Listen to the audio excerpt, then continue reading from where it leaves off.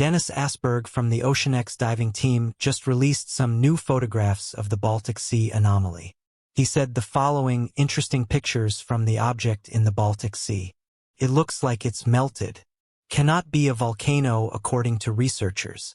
And when you look closely, it looks like a cover of something that's melted and run over the sides of the object. What do you think? But those unaware, the Baltic Sea anomaly is a mysterious object that lies at the bottom of the Baltic Sea. It soon made headlines after its discovery due to its strange shape, and also because of a variety of different things that happened to the team while they were above the object.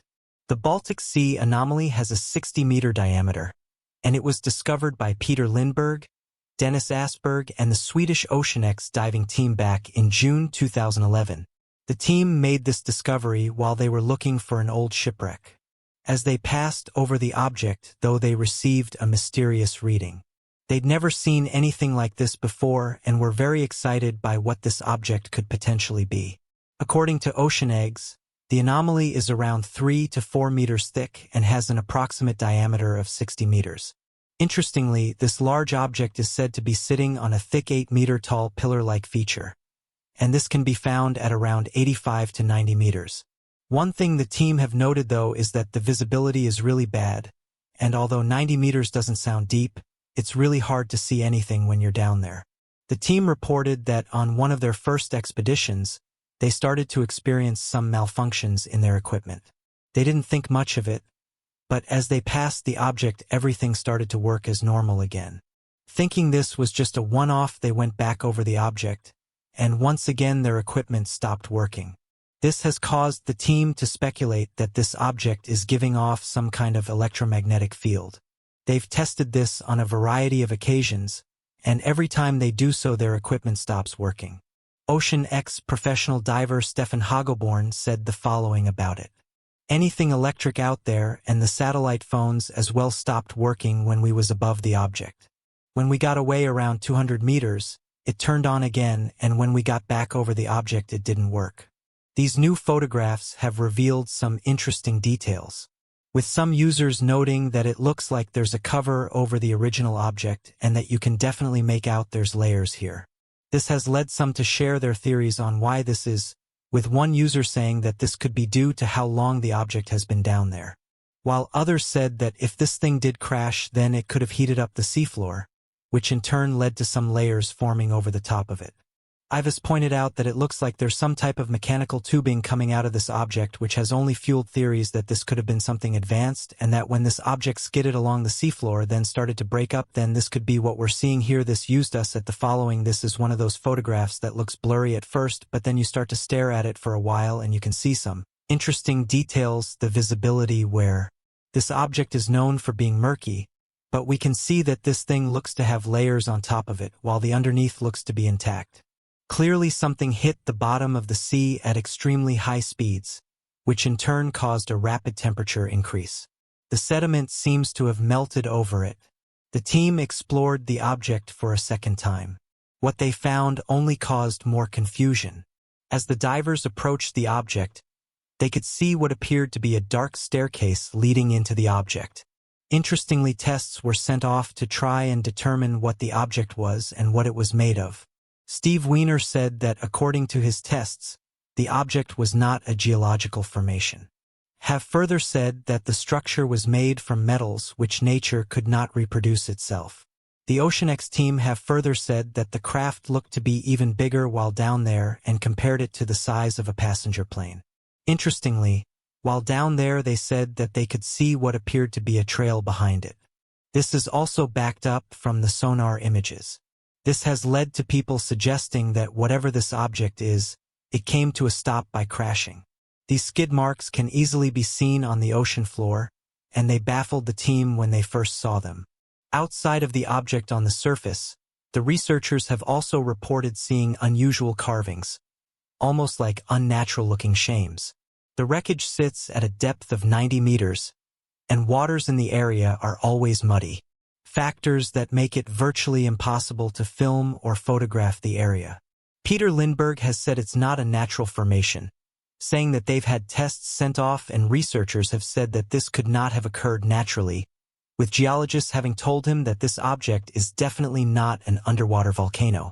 Each time the team have gone back to investigate the object, they've said that they've had difficulty finding it, saying that going back a while ago the team returned to the site and they decided to drop down an ROV.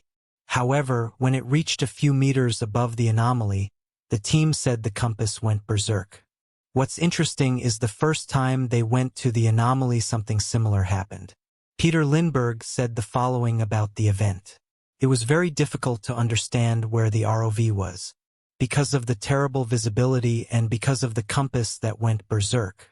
The compass was living its own life, and the tether was snagged all the time. That electrical equipment keeps malfunctioning when the divers are above this object has led some to say that there's more going on here than what we're being told about, and that this object has the ability to interact with the electromagnetic field. So what do you make of these new photographs? And what do you think they show? The baseball player posted some interesting photographs a few years back, showing what appears to be a large bipedal creature. The images were captured on the man's Deer cam, and upon reviewing them he couldn't understand what it had captured. He turned to the internet and asked whether they could provide some more information on what the camera had detected. The baseball player was Jordy Mercer, and he detailed that the creature in question had been seen on his property for a few days in a row. This was on the 18th and 19th of November. He explained that the cameras were set up in order to track some wild deer throughout the area, but on this occasion it captured something much bigger. He posted the photographs to social media and asked if anyone knew what this thing was. Some suggested that he was just messing around and making fun of people who do believe in Bigfoot, while others said that he was genuinely interested in what this thing could have been. As with any photo that has a mysterious creature in it, people are quick to share their opinions, with one commenter saying that it looks interesting, and that this matches the typical description of a creature that's now been given the name of Bigfoot. Others suggested that it may have been something like a man in a hunter costume, and that he just so happened to walk past the camera a few times. Although that doesn't explain why they would have been on the property for several days running. As of right now, the photograph is used by believers as proof that America is inhabited by a large unknown humanoid. Interestingly, for hundreds of years, humans have literally been encountering this creature, and one archaeological team actually had a run-in with one of these humanoids. One of the most interesting sightings of the skunk ape, which is said to have a relatively similar description to a Bigfoot, was recorded back in February and March of 1971. It is seen today as one of the greatest pieces of research done into the Sasquatch-like creature. Back on the 27th of February 1971, electronics engineer Hamaki Barzosborn led a small group of friends and colleagues on an amateur archaeological expedition to investigate what he had believed to have been ancient Native American ruins found deep within the Florida Everglades, located in Burwood County, Florida. According to the archaeological team, Heimer Osborne was excited to get out to the location, though incredibly nervous that another group of archaeologists might beat him to the location, and so rather than going through the correct channels, led his private team of amateur archaeologists to the location during their free time. Although it's typically highly advised that amateurs do not attempt to dig up locations without the aid of an expert, to prevent any destruction to important historical sites or loss of archaeological context, Home Osborne was enough of an expert to get the job done. Osborne's credentials include him being a member of the board of the Miami Museum of Sciences and a past president of the Peninsula Archaeological Society, a group of archaeologists who investigated places of interest across the state of Florida and its nearby islands. Additionally, members of equally impressive backgrounds accompanied Osborne on his expedition, including Professor Benson, member of the Peninsula Archaeological Society and professor of Miami-Dade Community College with a specialty in oceanographic sciences. 3 other members of the Peninsula Archaeological Society also came along. 2 member the name of Frank Hudson and James Bink, and an unknown and undisclosed 5th person who chose not to include themselves in the witness claims of the skunk ape encounter. According to the team of 5, they had camped near the site of the Indian Mound located deep within the Big Cypress National Preserve, and they did this for roughly 4 days, spending the entire time uncovering Native American artifacts before they experienced their startling encounter. Fearful of large animals, the group pitched their tents equal distance from each other, surrounding a massive campfire that would be blazing through the night to scare away any large animals from getting too close to their campsites. But on the morning of the 5th day, sometime around 3 a.m., the men claimed that they were all suddenly awakened by the sound of an inhuman screech, and that sounded like the shuffling of a large animal prowling just outside their campsites. The men all stayed within their respective tents, believing that the roar and crackling of the fire would keep the animal away. But as its screeches and shuffling grew increasingly louder, the amateur archaeologists began to worry that the animal was preparing for an attack. Without hesitation, all of the men stepped outside their tents to investigate the strange noises. When they all spotted the ape-like creature standing next to the fire and searching around the area, due to the glow of the fire and the light from the full moon, the men claimed that they got a good viewing of the creature, estimating that it stood at a height of 8 feet, weighing more than 700 pounds, and was covered in light brown hair that stood up as if the creature was in a heightened state of alert. Standing less than 10 feet away from the men, the creature turned to face them, and it became apparent that the creature was accompanied by the rotten odor of a skunk-like smell, and it quickly went throughout the entire camp. Even though the creature's stint began to almost blind the men, they continued taking notes of the creature's design, realizing that it resembled more of a human being, given its upright bipedal stance, and had longer than normal arms that extended down below its waist, similar to the elongated forearms of most ape species.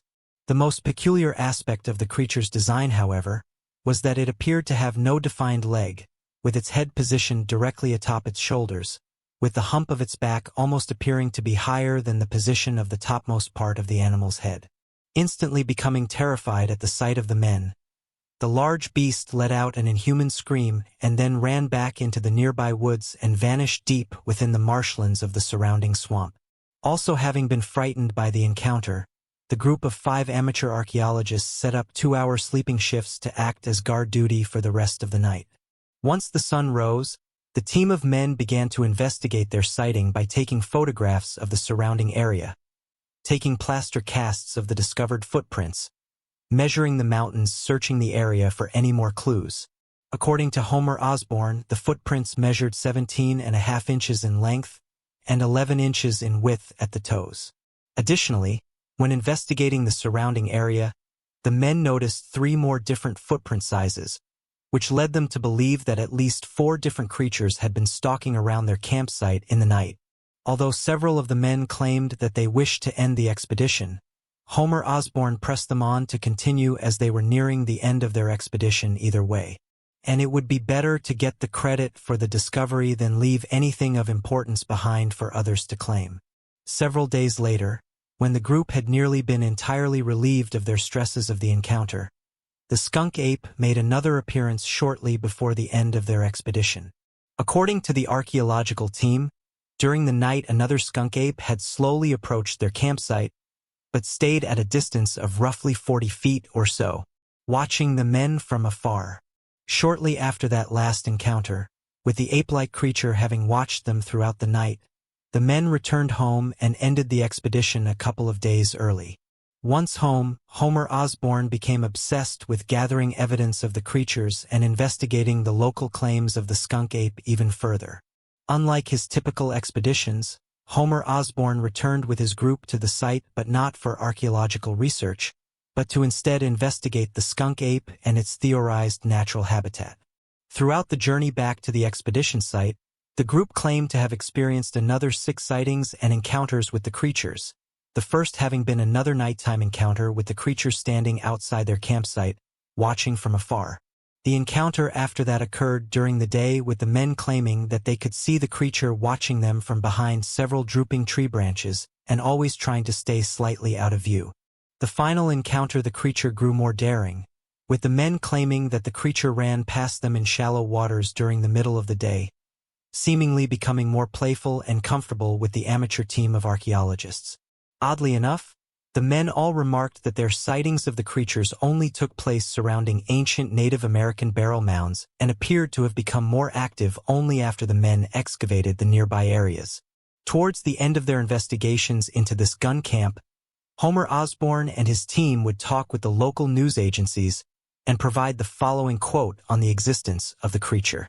And for years we'd hear rumors about some kind of ape man running loose in the swamps. I never paid much attention to the rumors, but I believed them after seeing that critter last spring.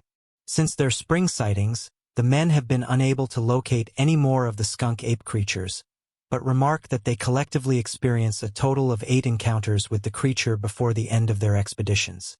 At what you make these interesting stories. As interesting and mysterious as the dense tangled jungle of the Amazon is, the ancient peoples who inhabited the unforgiving landscape are arguably more mysterious. Not much is known about how these native peoples lived and interacted with the rainforest around them, although discoveries are constantly being made that shed light on the lives of the foundational people of the Amazon. So today, we will be going over 3 interesting discoveries made in the region that help us understand a little bit more about the mysterious people who inhabited the area long ago. 2,000-year-old monolith reveals hidden symbols in the Amazon. Some of the most fascinating evidence of the ancient history of the Amazon lies hidden deep within the dense jungle, requiring historians interested in studying and recording the lives of the long-gone original residents of the area to hike and climb perilous distances through the sprawling trees and choking vines. However, it is all worth it when they make an important discovery that helps to preserve the history of the ancient people. Recently, a team working in northern Peru was able to make one of these fascinating discoveries when they 3D scanned the eroded remnants of a massive monolith that dated back an astonishing 2,000 years. The monolith itself was not hidden. In fact, it was in plain sight and was known about by the locals in the area. However, the village that surrounded the stone was incredibly remote and rarely visited. So it was not until a team of researchers set out to hike the thousands of meters to reach the stone that the markings were able to be studied more extensively, and what they found was truly astonishing. Although there was some visible evidence of carvings on the stone, they were severely eroded and in danger of being lost entirely if the erosion continued. In order to digitally preserve and more closely study the designs, the team hauled a 3D scanner up to the village and created scans of the illegible carvings. The scanner was able to better capture the carvings that were no longer visible to the naked eye and paint a picture of what the monolith may have looked like thousands of years ago when it was originally created. And when the designs were viewed through the digital contrast instead of the hard-to-decipher natural stone, the result was an incredibly beautiful abstract design that took the breath of the researchers away. Although the carvings were arranged in a largely abstract design, they seemed to portray a powerful feline feathered figure at the center, which was a popular design in the region at the time, helping to date the stone to somewhere between 200 BC and AD 200. David Fernandez de Villa, who was an archaeologist who had worked with the locals in the region for over 2 decades before joining the expedition to study the stone, said that the discovery of the feline figure carved into the monolith was iconic. Only people of that period can carve it the way that it is. Because of these carvings, researchers were able to determine that the region where the monolith was placed was likely a very sacred location to the inhabitants at the time. Contributing to this conclusion is the fact that the monolith is not composed of a local stone and weighing around a ton and measuring a whopping 8 meters by 3 meters by 1.5 meters, would have constituted a tremendous community effort in order to haul the massive stone undamaged through the dense mountainous jungle surrounding the region. Now that researchers know that the region was likely a sacred place to the ancient people of Peru, they hope to be able to work with the present-day local inhabitants in order to further study the area in hopes of learning even more about how the people who made the area their home over 2,000 years ago lived and worked. Mysterious earthworks found in the Amazon. Stonehenge is world-famous for its perplexing configuration of stones strangely placed by ancient people of long ago. However, it seems that the people responsible for its creation were not alone in crafting structures that leave modern-day historians scratching their heads. Recently, mysterious earthworks that had previously been hidden were uncovered deep in the jungles of the Amazon rainforest, due to a combination of deforestation and new satellite images that revealed the formations. The earthworks are a series of geometrically arranged ditches measuring an astonishing 11 meters wide, 4 feet deep and ranging from over 90 meters long to over 300, making them one of the largest pre-Columbian monuments in North and South America. The fascinating discovery caused researchers to flock to the site, in an attempt to uncover what it might have been built for and what it might be able to tell us about the people who lived in the region long ago. The ditches, called geoglyphs, are arranged in a clearly intentional manner depicting geometrical circles and squares spreading across the land. Because of the purposefully complex arrangement, historians believe that the site was likely used to carry out rituals or as a location for public gatherings. Took place over 2,000 years ago. Additionally, the outer geoglyphs mark the site as a henge site, which is a form of Neolithic earthwork similar to Stonehenge, although the famous Stonehenge site is almost 2,500 years older. Interestingly, archaeologists have not been able to find any significant cultural remains or artifacts at the site, which points to the fact that the location was indeed a sacred site to the people who created it, and was kept relatively clean for the purposes of rituals as a result. Jennifer Waddling, a researcher at the Museum of Archaeology and Ethnography at the University of Sao Paulo, said in an interview that we are still a long way from answering what the enclosures meant to the geoglyph builders themselves. We are quite sure that they were not sites of permanent villages nor defensive structures due to both the forms of the earthworks and the small quantity of cultural remains that we discover when excavating. In fact, one of the most impactful results of the discovery of the complex geoglyphs constructed within the dense Amazon rainforest are the implications that it has for historians' previously held beliefs that the Amazon was a pristine, impenetrable jungle at the time of the geoglyphs' creation. It forced historians to consider the possibility that the rainforest might not have been as mature at the time, or that the people who resided in it at this time may have impacted it much more than previously thought. It is findings such as these that allow us to slowly piece together the ancient history of the individuals who came before us and begin to understand how they lived. The Amazon rainforest was changed by ancient humans. The ancient people of the Amazon rainforest appear to have had a much greater impact on the tangled jungle than historians and archaeologists first believed.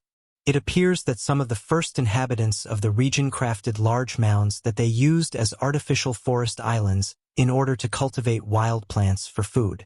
This conclusion was reached following the discovery of 4,700 forest islands in the Llanos de Moxos region of northern Bolivia that seemed to date back to the arrival of humans an astonishing 10,000 years ago.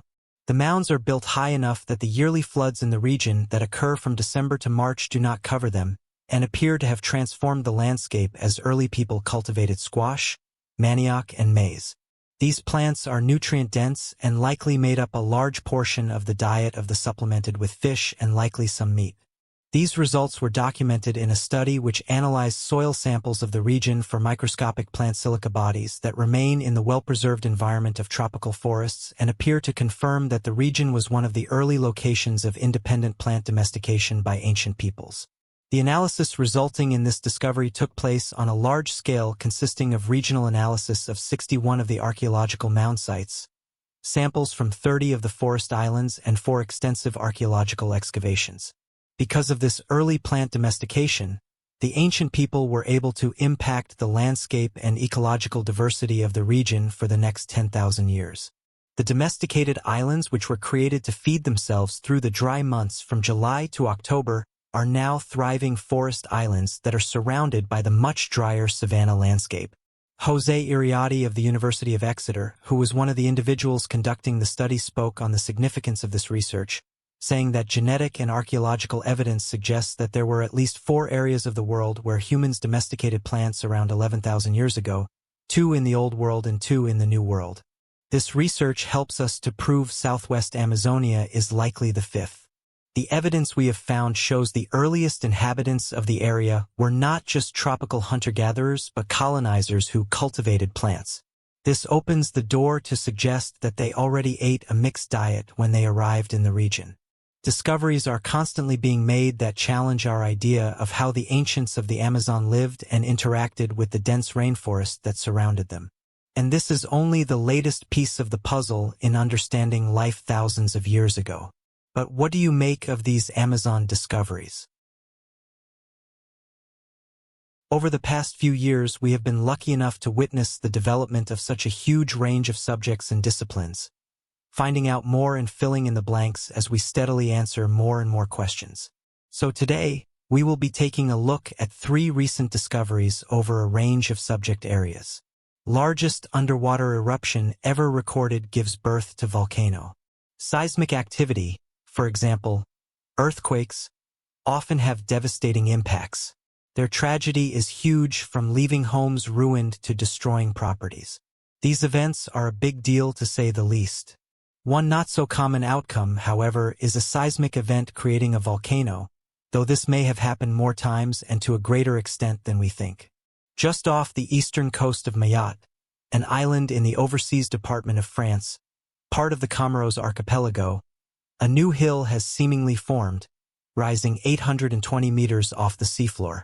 This seemingly out-of-place structure is actually proving to be quite valuable, providing scientists with plenty of insight into the hardly understood deep earth processes. Current explanations are acting under the assumption that this hill, volcano-like formation, is part of a tectonic structure between the East African and Madagascan rifts. The seismic activity began picking up on the 10th of May, 3 years ago in 2018. It was then on the 15th of May that same year that an earthquake with a magnitude of 5.8 hit, shifting the island nearby. Scientists quickly deduced that this was what was behind the new volcanic gest, the scale of which is much larger than that had been seen in the past. The underwater volcano was uncovered by a French governmental institution's research team, who were sent to investigate following signs of disturbance 50 kilometers off the coast of Mayotte. Nathalie Fuley from the University of Paris in France is the lead geophysicist on the project. This volcano has been under observation since early 2019. The team used a multi-beam sonar to create a map of the seafloor, spanning a staggering 8,600 square kilometer area. Between February and May of 2019, 17,000 seismic events were recorded, reaching up to 50 kilometers below the surface of the ocean floor. Some of this data did prompt some questions. For example, it is unusual for seismic events to happen as deep as 50 kilometers below the ocean floor, as earthquakes typically occur much closer to the surface. 84 of the data points were highlighted as being at unusually low frequencies. This data allowed the researchers to work backwards to try and figure out exactly what had happened. So far, it is believed that the tectonic movement damaged the lithosphere, the outer layer of the Earth. Then magma moved from a reservoir from which it was stored through the crust of the Earth. The process of this happening is what may have caused the huge earthquakes of 2018. While we may have some answers to this mystery now, this underwater volcano continues to be impressive due to its sheer size, having been an estimated 1,000 times larger than other volcanic undersea eruptions. While these answers are never quite definitive, it is certainly impressive and exciting to find some answers to an event like this. NASA's Mars Reconnaissance Orbiter satellite photospots Perseverance on Mars. NASA have sent many rovers to Mars throughout the years, gaining valuable insight into the red planet and leaving a number of nations captivated by these robot vehicles. Sojourner, Spirit and Opportunity, Curiosity, and most recently joining the Team Perseverance. This little group has given us fantastic information that will aid scientific development, and Perseverance is no different. Perseverance, casually referred to as Percy by many at NASA, made it to Mars as recently as February 2021, but has wasted no time in exploring. Percy is roaming around the huge Desiro crater on Mars, which is a whopping 28 miles in width. The Mars Reconnaissance Orbiter, otherwise known as MRO, has been looking at Mars since 2006. The insights from MRO have told us more about the atmosphere and terrain on Mars, looking for signs of water as well as helping bounce data back and forth during missions on Mars. Now, however, the Mars Reconnaissance Orbiter has captured a photograph of Percy rolling through the South Saturn, and our latest little rover looks no bigger than a pin drop on the huge area. South Saturn is one region within the Jezero crater. It is an area on Mars filled with rocky ridges and plenty of sand dunes, hence the name South Saturn, which roughly translated means amidst the sand. As cute as it would be for Percy to simply have a wander, the mission does have a goal, and the Perseverance rover is actually scanning for an old boulder to take samples from. At the start of September, The little robot successfully took a core sample from a boulder named Rochette. This was not the first time Perseverance tried to collect a sample, however, with the first attempt taken on August 6, 2021, resulting in an empty extraction tube. The Perseverance project manager at NASA's Jet Propulsion Laboratory, Jennifer Trosper, said, "It went really well, other than that the rock behaved in a way that did not allow us to get any sample in the tube." Despite this setback, the rover lived up to his name and shortly found a new, cooperative rock to sample. The team remained confident that the failed August extraction was not a fault of Perseverance's, but rather the texture of the rock being incompatible with his design. Nevertheless, it is hoped that a future unmanned mission will allow NASA researchers to collect the Rochette sample, allowing us to study it here on Earth. The aim of Percy's mission is to collect samples of various rocks cores from different areas in the Jezero crater. NASA scientists believe that this will create a comprehensive view of Mars' geological history and what the climate has been like throughout the years. They hope this timeline could fill us in for millions or even billions of years into the past. Lots of research on Mars is fairly focused on its climate. This is in an attempt to help us determine if there could ever have been life on the red planet. A NASA statement also revealed that this could pave the way for human exploration on the red planet.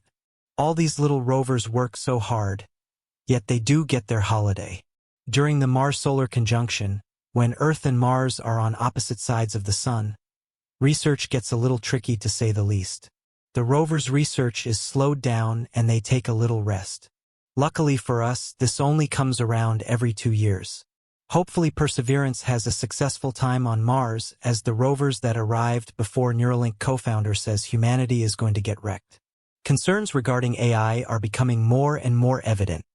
As we have more Amazon Alexa units in our homes and self-driving car software issues as to what will happen when a more advanced AI is eventually developed are being discussed more and more. The prior Neuralink co-founder Max Hodak has made his views clear. His concerns focus on the decision-making processes in humans compared to those of artificial intelligence. We have developed systems and structures that work for our societies. Whether these are entirely effective or not isn't necessarily relevant. These structures create a compromise between various groups and settings, and while change could be for the better, could our slow-to-adapt human brains handle it? This was summed up in a tweet in which Hodak said, "Machines might end up reasoning about their identities and communities super differently." The slow change of existing systems can be seen throughout history, but if we suddenly are forced to become a great deal more flexible and willing than we currently are, then humans as a species may struggle to survive. Again, this argument was concisely written in another tweet saying, "It takes generations to upgrade cognitive technology in human societies." Rather concerningly, Neuralink's latest work seems to be looking at making the line between human and machine far less distinct. This is through the development of brain-computer interfaces.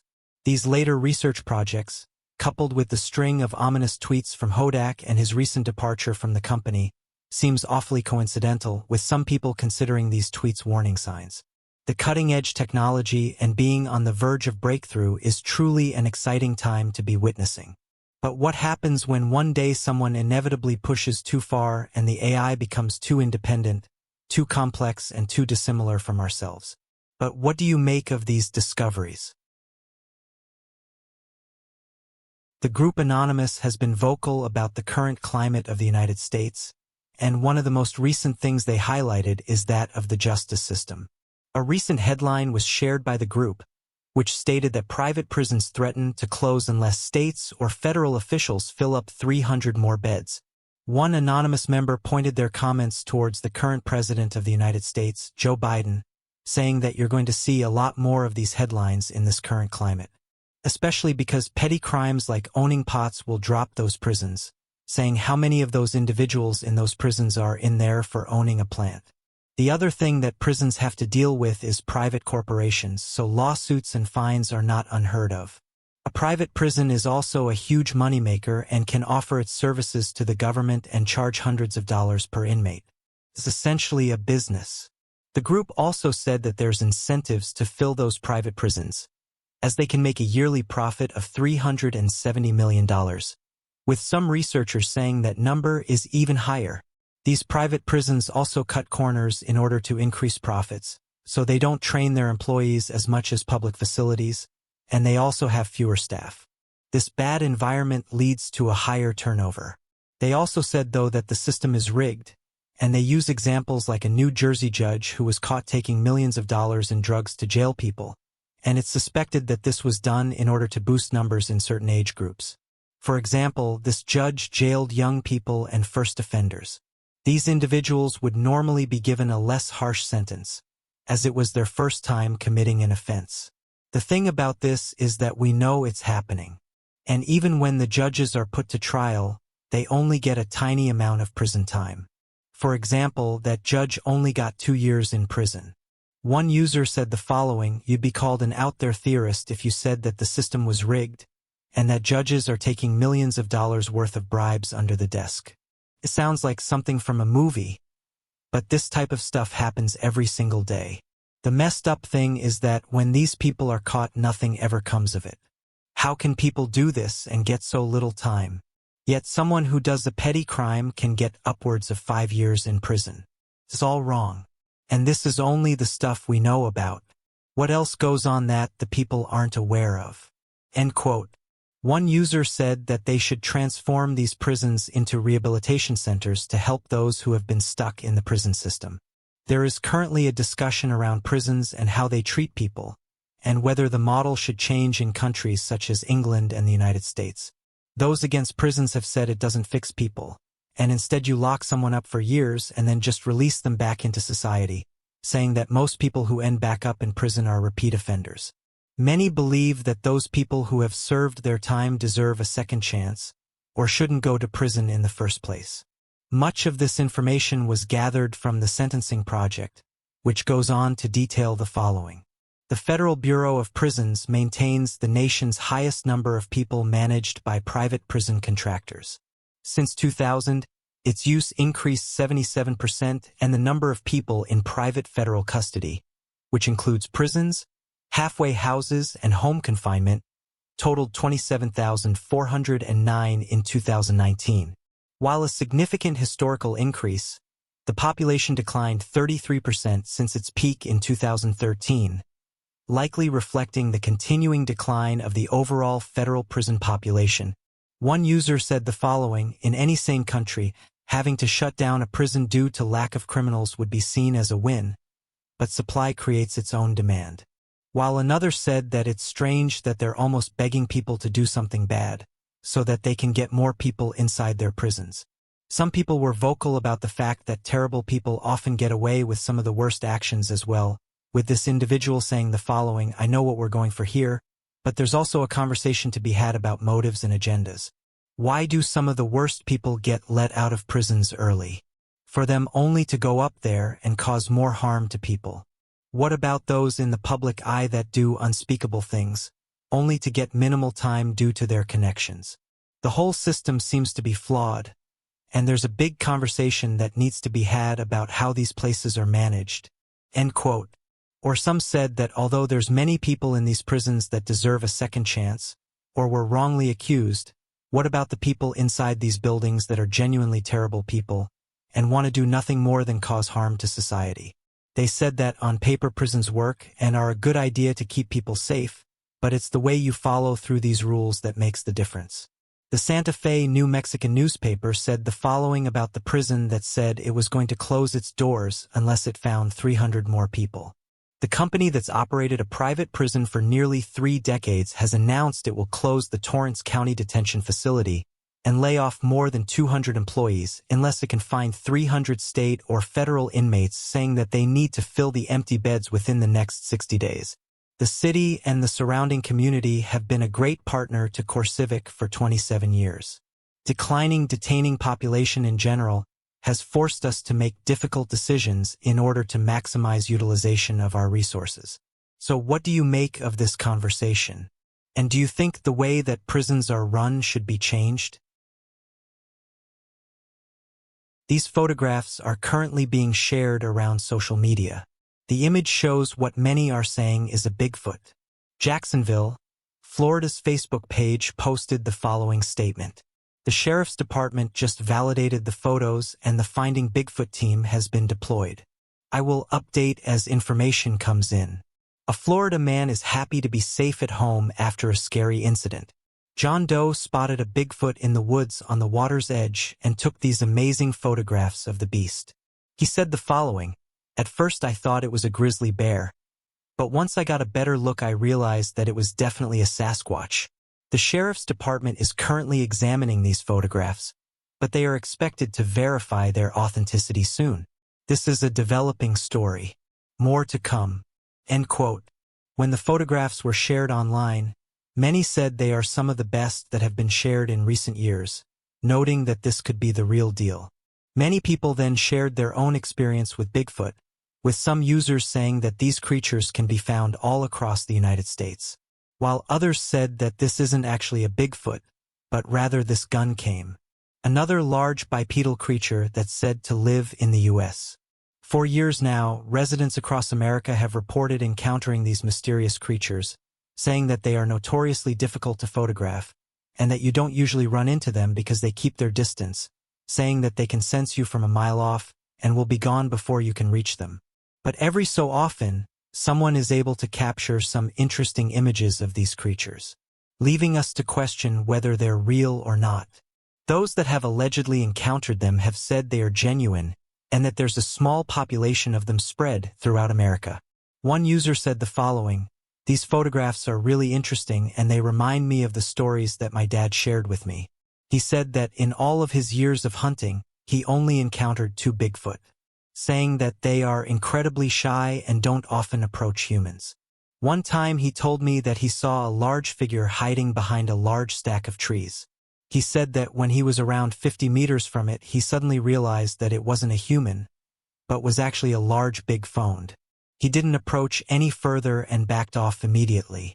He said it was strange because at one point all of the wildlife in the area went silent, and he thinks this is because of the Bigfoot. To this day, he swears by what he saw and is a firm believer that Bigfoot is out there. Another user had this to say, "I'm on the fence with Bigfoot. I really want to believe that is real. I've heard some interesting stories about them, which have come from credible sources. I've also heard some out there theories as to why we can never find them, some of which link them to the UFO phenomena. I hope these photographs are real. I really want to believe." While some skeptics in the comment section weren't buying the photographs, saying the following, "I don't think this is a big event. To me, it just looks like a man in a suit, possibly a hunter wearing some kind of camouflage. The photographs are quite clear, which makes me think that the person in question wasn't too far away, and the original photographer didn't want to get too close, otherwise it would have been obvious that it was someone in camouflage. There's no way that a Bigfoot creature exists. We would have found evidence of it by now, and if their size is in fact true, then you would need a large population of them to exist. We've never found any genuine footprints or skeletons of this creature. It's not real." End quote. Those who have researched Bigfoot sightings have said there's some things that you should look out for, noting that one of the signs of a Bigfoot is that of broken branches. Bigfoot researchers have said that you can often hear them breaking branches if you're alone, and that if you follow the sound you won't normally find a Bigfoot, as they'll be gone before you can reach the area. But you might find some of the snapped branches. They've said that they're unsure as to why they do this, but said it could be them creating dens, or they could do this to communicate with one another. Bigfoot sightings and encounters aren't anything new. Reports of these elusive creatures have been reported for hundreds of years now, and there's some that think these could be animals that are unknown to science. It's important to remember that the mountain gorilla was only discovered in 1902. It's for this reason that some Bigfoot researchers have theorized that it's a large ape that roams the Americas, and that it's able to avoid humans. After all, there's countless stories of ancient humans having run-ins with large bipedal ape-like creatures. These reports have come in from America, Australia, and Asia. In fact, early mountain climbers would report seeing large hairy men high up in the mountains, claiming that they tailed above them, and were the gatekeepers of the mountains. As of right now, those scientists have said there's no such creature and that the reports that are coming in can be easily explained, with them noting that the majority of these sightings are either pareidolia or someone misidentifying another human as a Bigfoot. Some trained hikers and officials disagree with these statements and have said that theirs with national parks allegedly being a hotspot for these cryptids. Many have come forward and said that while hiking, it feels as if lone high-pitched sounds are following them. Some believe that there could be creatures lurking in our national parks that are causing disappearances. Scientists, researchers, and online sleuths have all tried to explain the mysterious case of Gunfur's Dole. Sadly, every year countless people vanish into thin air, never to be seen again by friends and family. And sadly, in many of these cases, there's limited clues that have been left behind, meaning that it makes it extremely hard to track down where the last movements were. Over 170,000 people go missing every year in the UK alone, with the worldwide number being in the millions. People who are countless hours to find missing individuals have said that people go missing for a wide range of reasons, and there is often more than one cause that's made them leave. Missing people usually have things that are going on in their lives that are pushing them to leave. As of right now, though, even with CCTV cameras, more officers, and an increase in volunteers, this number hasn't dramatically decreased. Some of the most mysterious cases are those that involve people who have communicated with those around them, having theories for what's going on, and even making chilling predictions about what will happen to them in the near future. This is what happened with Gunfur Stole. The story of Gunfur Stole still remains a mystery to this day. During 1984, Gunfur was having a paranoid episode that was affecting his life and those around him. He would say things to his wife such as, "I think they're after me." Gunfur's wife reported that this wasn't uncommon and that it seemed like something had recently happened in his life that started to cause these episodes, saying that whatever it was really started to worry him. The mystery would be named Yorgi. Although various details had been released about what happened, people had been left wondering whether Gunther's paranoia was based on something or someone real, or whether it was all in his head. The strange event started on the night of the 25th of October. It's reported that Gunfur Stole was sitting down when he suddenly said the following, "I get it, I understand." He quickly grabbed a blank piece of paper and scribbled down Yoxi, or Y06TZE. Shortly after writing this down, Gunfur quickly left his house and got in his Volkswagen Golf. He was then seen by locals at his favorite pub. After arriving, he ordered a beer. However, before the drink could reach his lips, he fell down to the floor. People that were around him said he wasn't drunk, but did say he seemed stressed and nervous about something. Gunfur was able to get to his feet and quickly left the pub without giving away much information. After leaving, Gunfur had been missing for around 2 hours, but he then made a quick visit to an old friend. The woman said that she wasn't going to open the door and told him to go home. Eerily before leaving, he said that horrible incidents would take place tonight and that he needed help. Unfortunately, no one listened to his pleas, and something did happen to poor Gunfur. A few hours later at 3 a.m., a pair of truck drivers discovered a wrecked Volkswagen car in a ditch. The driver ran to the emergency telephone and called for help. It was discovered that Gunfur was inside, and he was holding on to his last breath. He was able to reveal that it wasn't just him in the car, but there was also 4 others. He said that these 4 people were not friends, and that they all fled the scene. Unfortunately, Gunfur did not survive, and he passed away while emergency services tried to get him to the hospital. The only bit of clue to this mystery is the note he wrote before leaving his home. However, nobody has been able to figure out what it means. Some have speculated that Gunfur was not well, and this is why the events played out.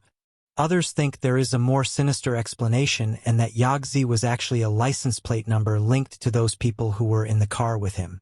So what happened to Gunfur Stole? After the police arrived, they reported that Stole had no clothes on and that they could see no reason as to why he was in the conditions he was in. Even more questions were raised when investigators received his autopsy results, saying that he had been injured before the car accident. One theory police came up with was that he was hit on purpose by a group of people. They then placed him in his car, possibly had a chat with him, and then left him there to pass away. Locals and people who knew him said they were confused when they were told that he said that people were going to get him, and reported that no one ever had anything against him. The only evidence we have is what he said to his wife. This has caused some to theorize that perhaps he led a double life, and that life eventually caught up with him. So he felt his only chances of surviving was to tell the truth to his wife. Police did check out this theory though, but reported that they couldn't find anything in his records that would suggest he got involved with the wrong people. Reporting that there was no criminal record, and no one ever came forward to back up these theories. None of the men that Gunther said were in the car have ever come forward. Something happened that night that led to Gunther falling and hitting his head. It's thought he may have seen someone that was after him, and this caused him to go into shock. Others have suggested that he may have been a whistleblower and that he was trying to uncover an operation that he'd been involved in. It's thought he left the house because he was trying to protect his wife and that he didn't want any harm to come to her. As of right now, this mystery is not close to being solved, and every year people suggest theories that could help investigators solve what happened to Gunther. None of them, however, have helped in solving the mystery of Gunfistel. Being a farmer comes with many challenges, but realizing that the property you own may be housing unwanted guests is definitely something that would frighten many of us. This is exactly what happened when a Turkish farmer took a photograph of his newborn calf. Mr. Mark took the photograph in celebration. However, upon reviewing the photograph, he noticed that he wasn't alone. In the background, it looks like there's a tearing humanoid standing behind his newborn calf.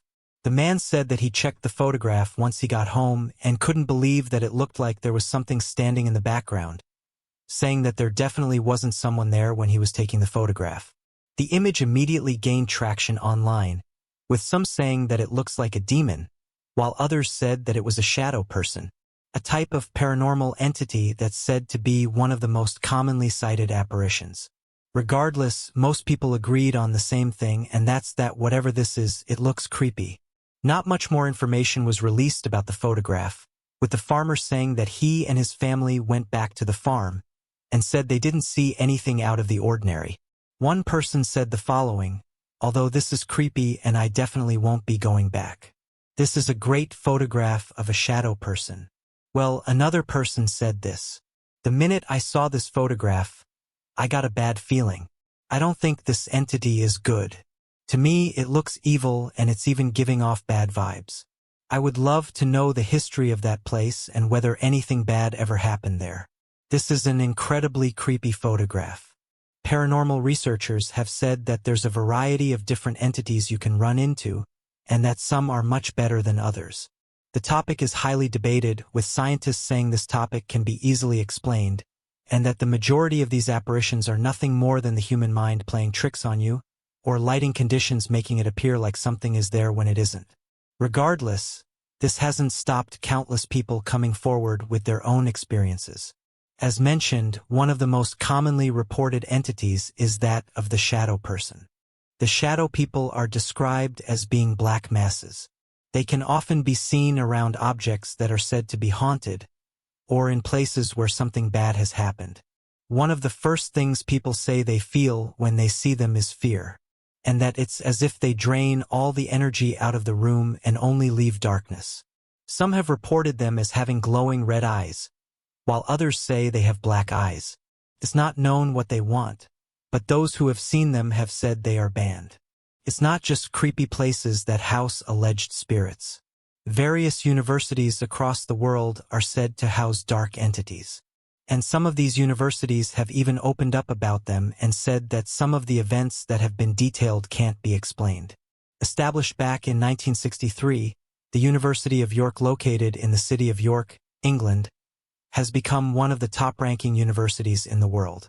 According to the Sunday Times, they claim that the University of York is one of Britain's academic success stories, forging a reputation to rival Oxford and Cambridge in the space of 40 years.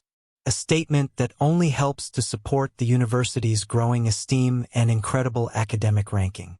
Unfortunately, despite the university working to uphold the image of its high-ranking brand and quality learning environment, it appears that legends and rumors have begun to spread all across the city of York. points towards the idea that the region could be inhabited by a number of terrifying and otherworldly spirits. In fact, the city of York itself has been nicknamed by many as the City of 1,000 Ghosts, due to its record number of sightings and haunted buildings. Among the countless number of reported paranormal experiences at the university itself, there are claims from students that they have witnessed a number of ghostly apparitions of men, women, and one such report had even detailed that a number of individuals had witnessed an entire troop of Roman soldiers marching through the lowest cellars of the university. There also appears to be a reoccurring incident, as if there's hundreds of kids buried underneath the university's foundations. Many have theorized that the cause for these paranormal hauntings could be due to the city's age, housing a number of historic landmarks, and older structures that could date back as far as the 1st century AD. Also, archaeologists have found further evidence that places human civilization in the region as far back as 700 BC, though the findings are not conclusive and are heavily debated to this day.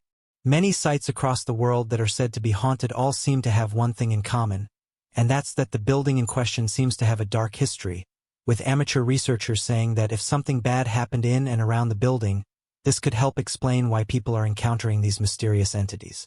Adding that it's as if the building has stored some of the energy from that time period, and those events get played over and over again. In fact, this is backed up by some paranormal researchers, as they've said that some eyewitnesses have reported seeing the same thing, and they explain that this is because these moments are stuck in time, and it's like a cassette player that gets played over and over again.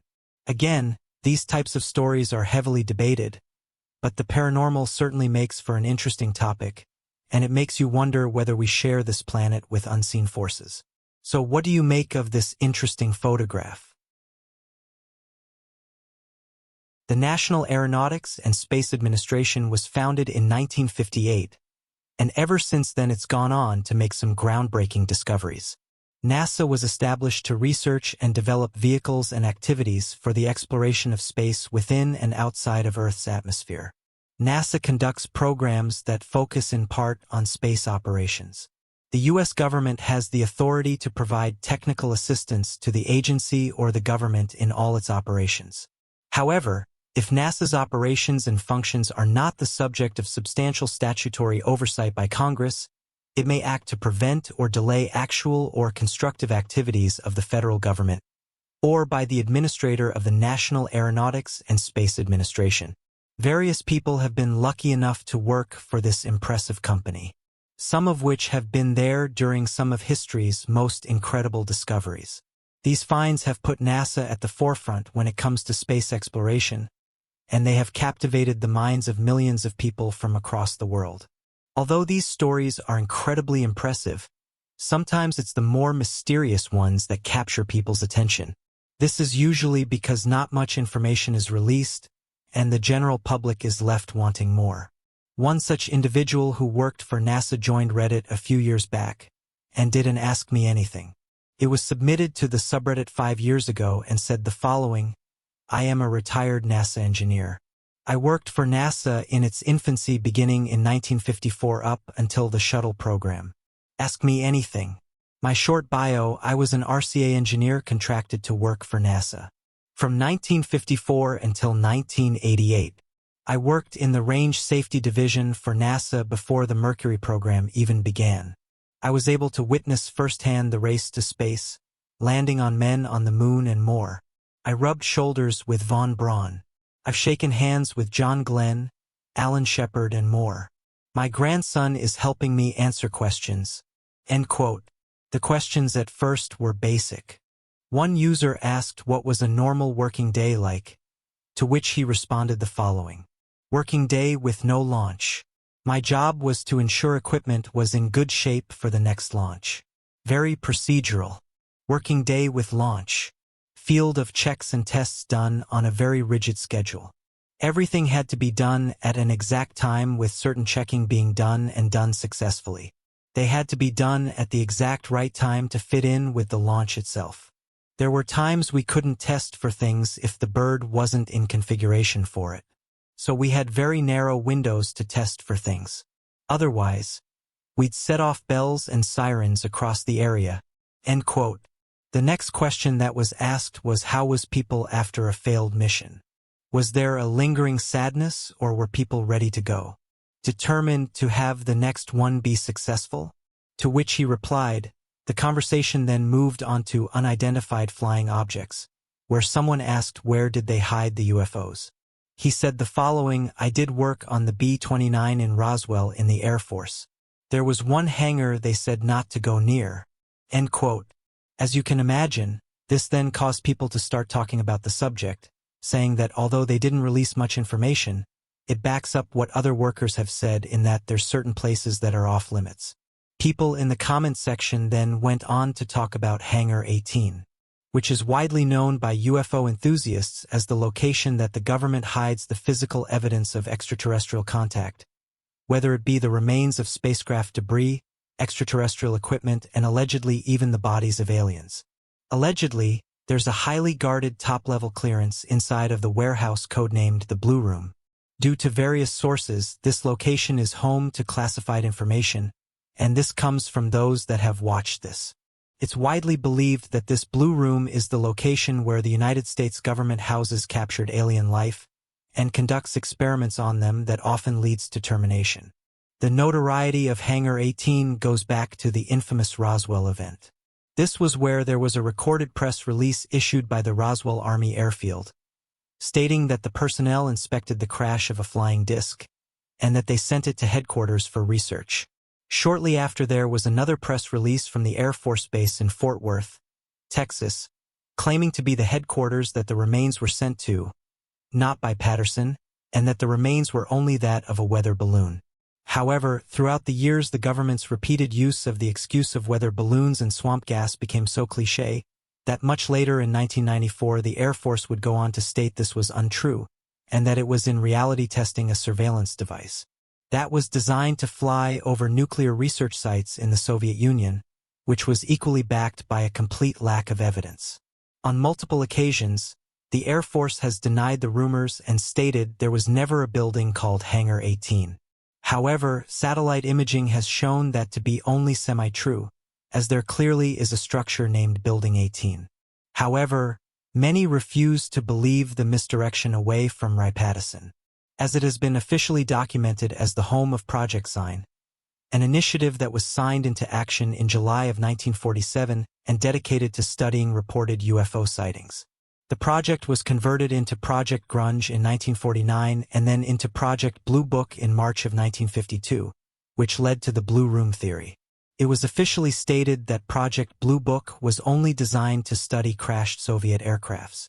However, Senator Barry Goldwater was recorded asking General Curtis LeMay for access into the base, with which LeMay was quoted saying the following, "Not only can't you get into it, but don't you ever mention it to me again." A very suspicious response to a request to see a bunch of shot-down Soviet aircrafts. Tom DeLonge is on a mission to prove the existence of mysterious flying crafts. This topic has been featured heavily in the news recently, with people like Elon Musk giving their opinions on the subject. One thing that's come to light is that officials are heavily investigating this topic, having various different videos showing these mysterious objects defying the laws of aviation, with even former presidents coming forward and saying that some of these sightings and encounters can't be explained. Interestingly, a few months back, Tom posted an interesting photograph and caption on his Instagram, but it soon got removed not long after being up. The photograph and message was saved by online users, but some couldn't understand why the post had been taken down, while others said that Tom may have been forced to take the post down. It said the following, in the early 50s, a man was claiming to have regular visits from spacemen that were the same entities that UFO contactees described meeting, as well as the same ones he said were portrayed in the Bible as angels. He said they put outposts in the solar system and had connections to Atlantis and Amaria. He took many photos in the early 50s, no Photoshop or computers, but many were overexposed potentially because of the propulsion field coming from the craft. Man in 2017 wanted to make a 3D animation of the craft and asked to borrow all of the photos and negatives from the 50s to help create the animation. Upon digital enhancement within a black negative, this figure and craft appeared. This may be what the people describe as the tall whites or the Atlanteans or the angels of the Bible. They glow, they can almost look translucent. It's as if they're surrounded by an electromagnetic force field, but really they may be walking around on Earth, just like men as the Bible texts describe. The post immediately created a discussion online, with some users saying that the photographs don't show anything of interest, and that it's likely nothing, while others came forward instead that they've encountered similar-looking beings. According to local legends and stories, Shasta Mountain is very spiritual and is said to be placed on top of the lost continent of Lemuria. Since the early 1880s, locals close to the region have reported seeing mysterious flying crows close to the mountain, along with strange people who would walk up to the mountain and then vanish. That, in Sud, is a lost advanced society. Amateur researchers who have looked into the topic of UFOs have said these crafts are particularly interested in volcanoes and that every year photographs are taken of them entering these systems. The story of Lemuria is a long one, but according to those that have looked into its history, the Lemurians are said to be an ancient advanced society who eventually relocated underground, and since then this is where they've stayed. As mentioned earlier, most who have looked into this have said that they currently reside underneath or inside Mount Shasta. The Lemurians are thought to be peaceful, kind, hyper-intelligent, and all-forgiving. All beings that lived in Lemuria worked together in harmony. We're all equal and all respected Mother Earth. Many ancient writings throughout the world talk about a great flood that took out many different civilizations.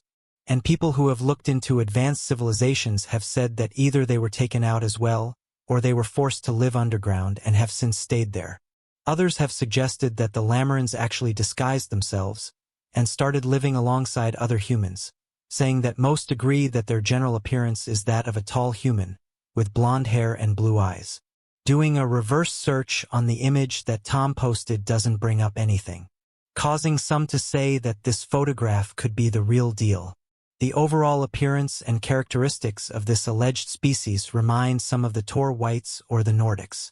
According to MUFON, the second most commonly reported alien is nearly completely identical to human beings, and this is in almost every other way except for a few key differences.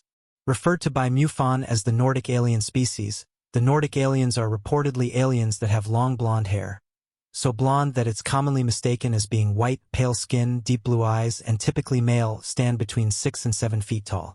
Many who have claimed to have encountered the Nordic aliens, or have been abducted by the species, claims that the Nordic aliens possess advanced telepathic abilities, able to communicate entire concepts and emotions with their abductees, and instill them with a tremendous amount of new information.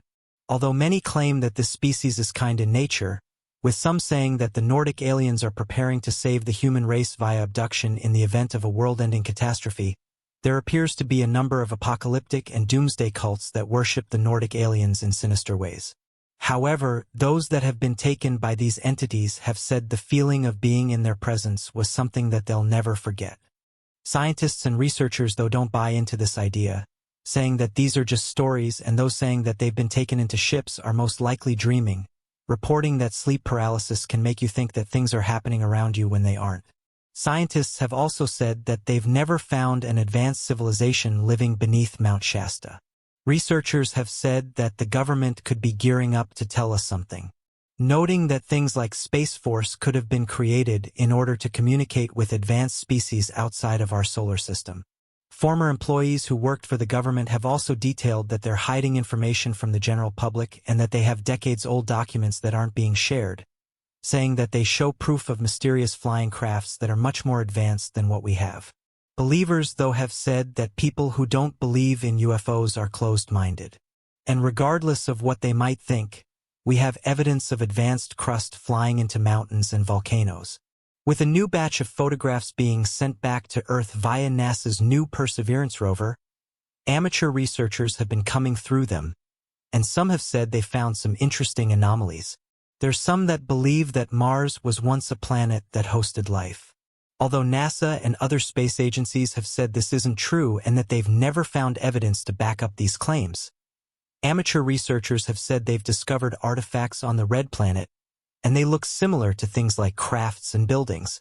It's these finds that have led some to spending countless hours in the hopes of finding something, and someone has claimed they found something interesting in one of the photographs sent back by the new Perseverance rover. This person said that in the background of this image you can see what looks like a silver disk, noting that whatever this thing is, it stands out against the backdrop of Mars. This image was sent to me by a man called Mars, and he said it had just been posted to various UFO groups.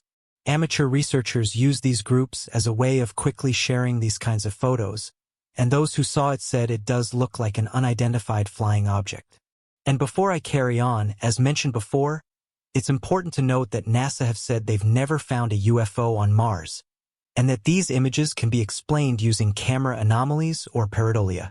But that hasn't stopped people from looking through these types of photographs in the hopes of finding something. Those that have seen this image agreed with the poster in that it looks like there's definitely something there, saying that if it's a UFO, how did it get there?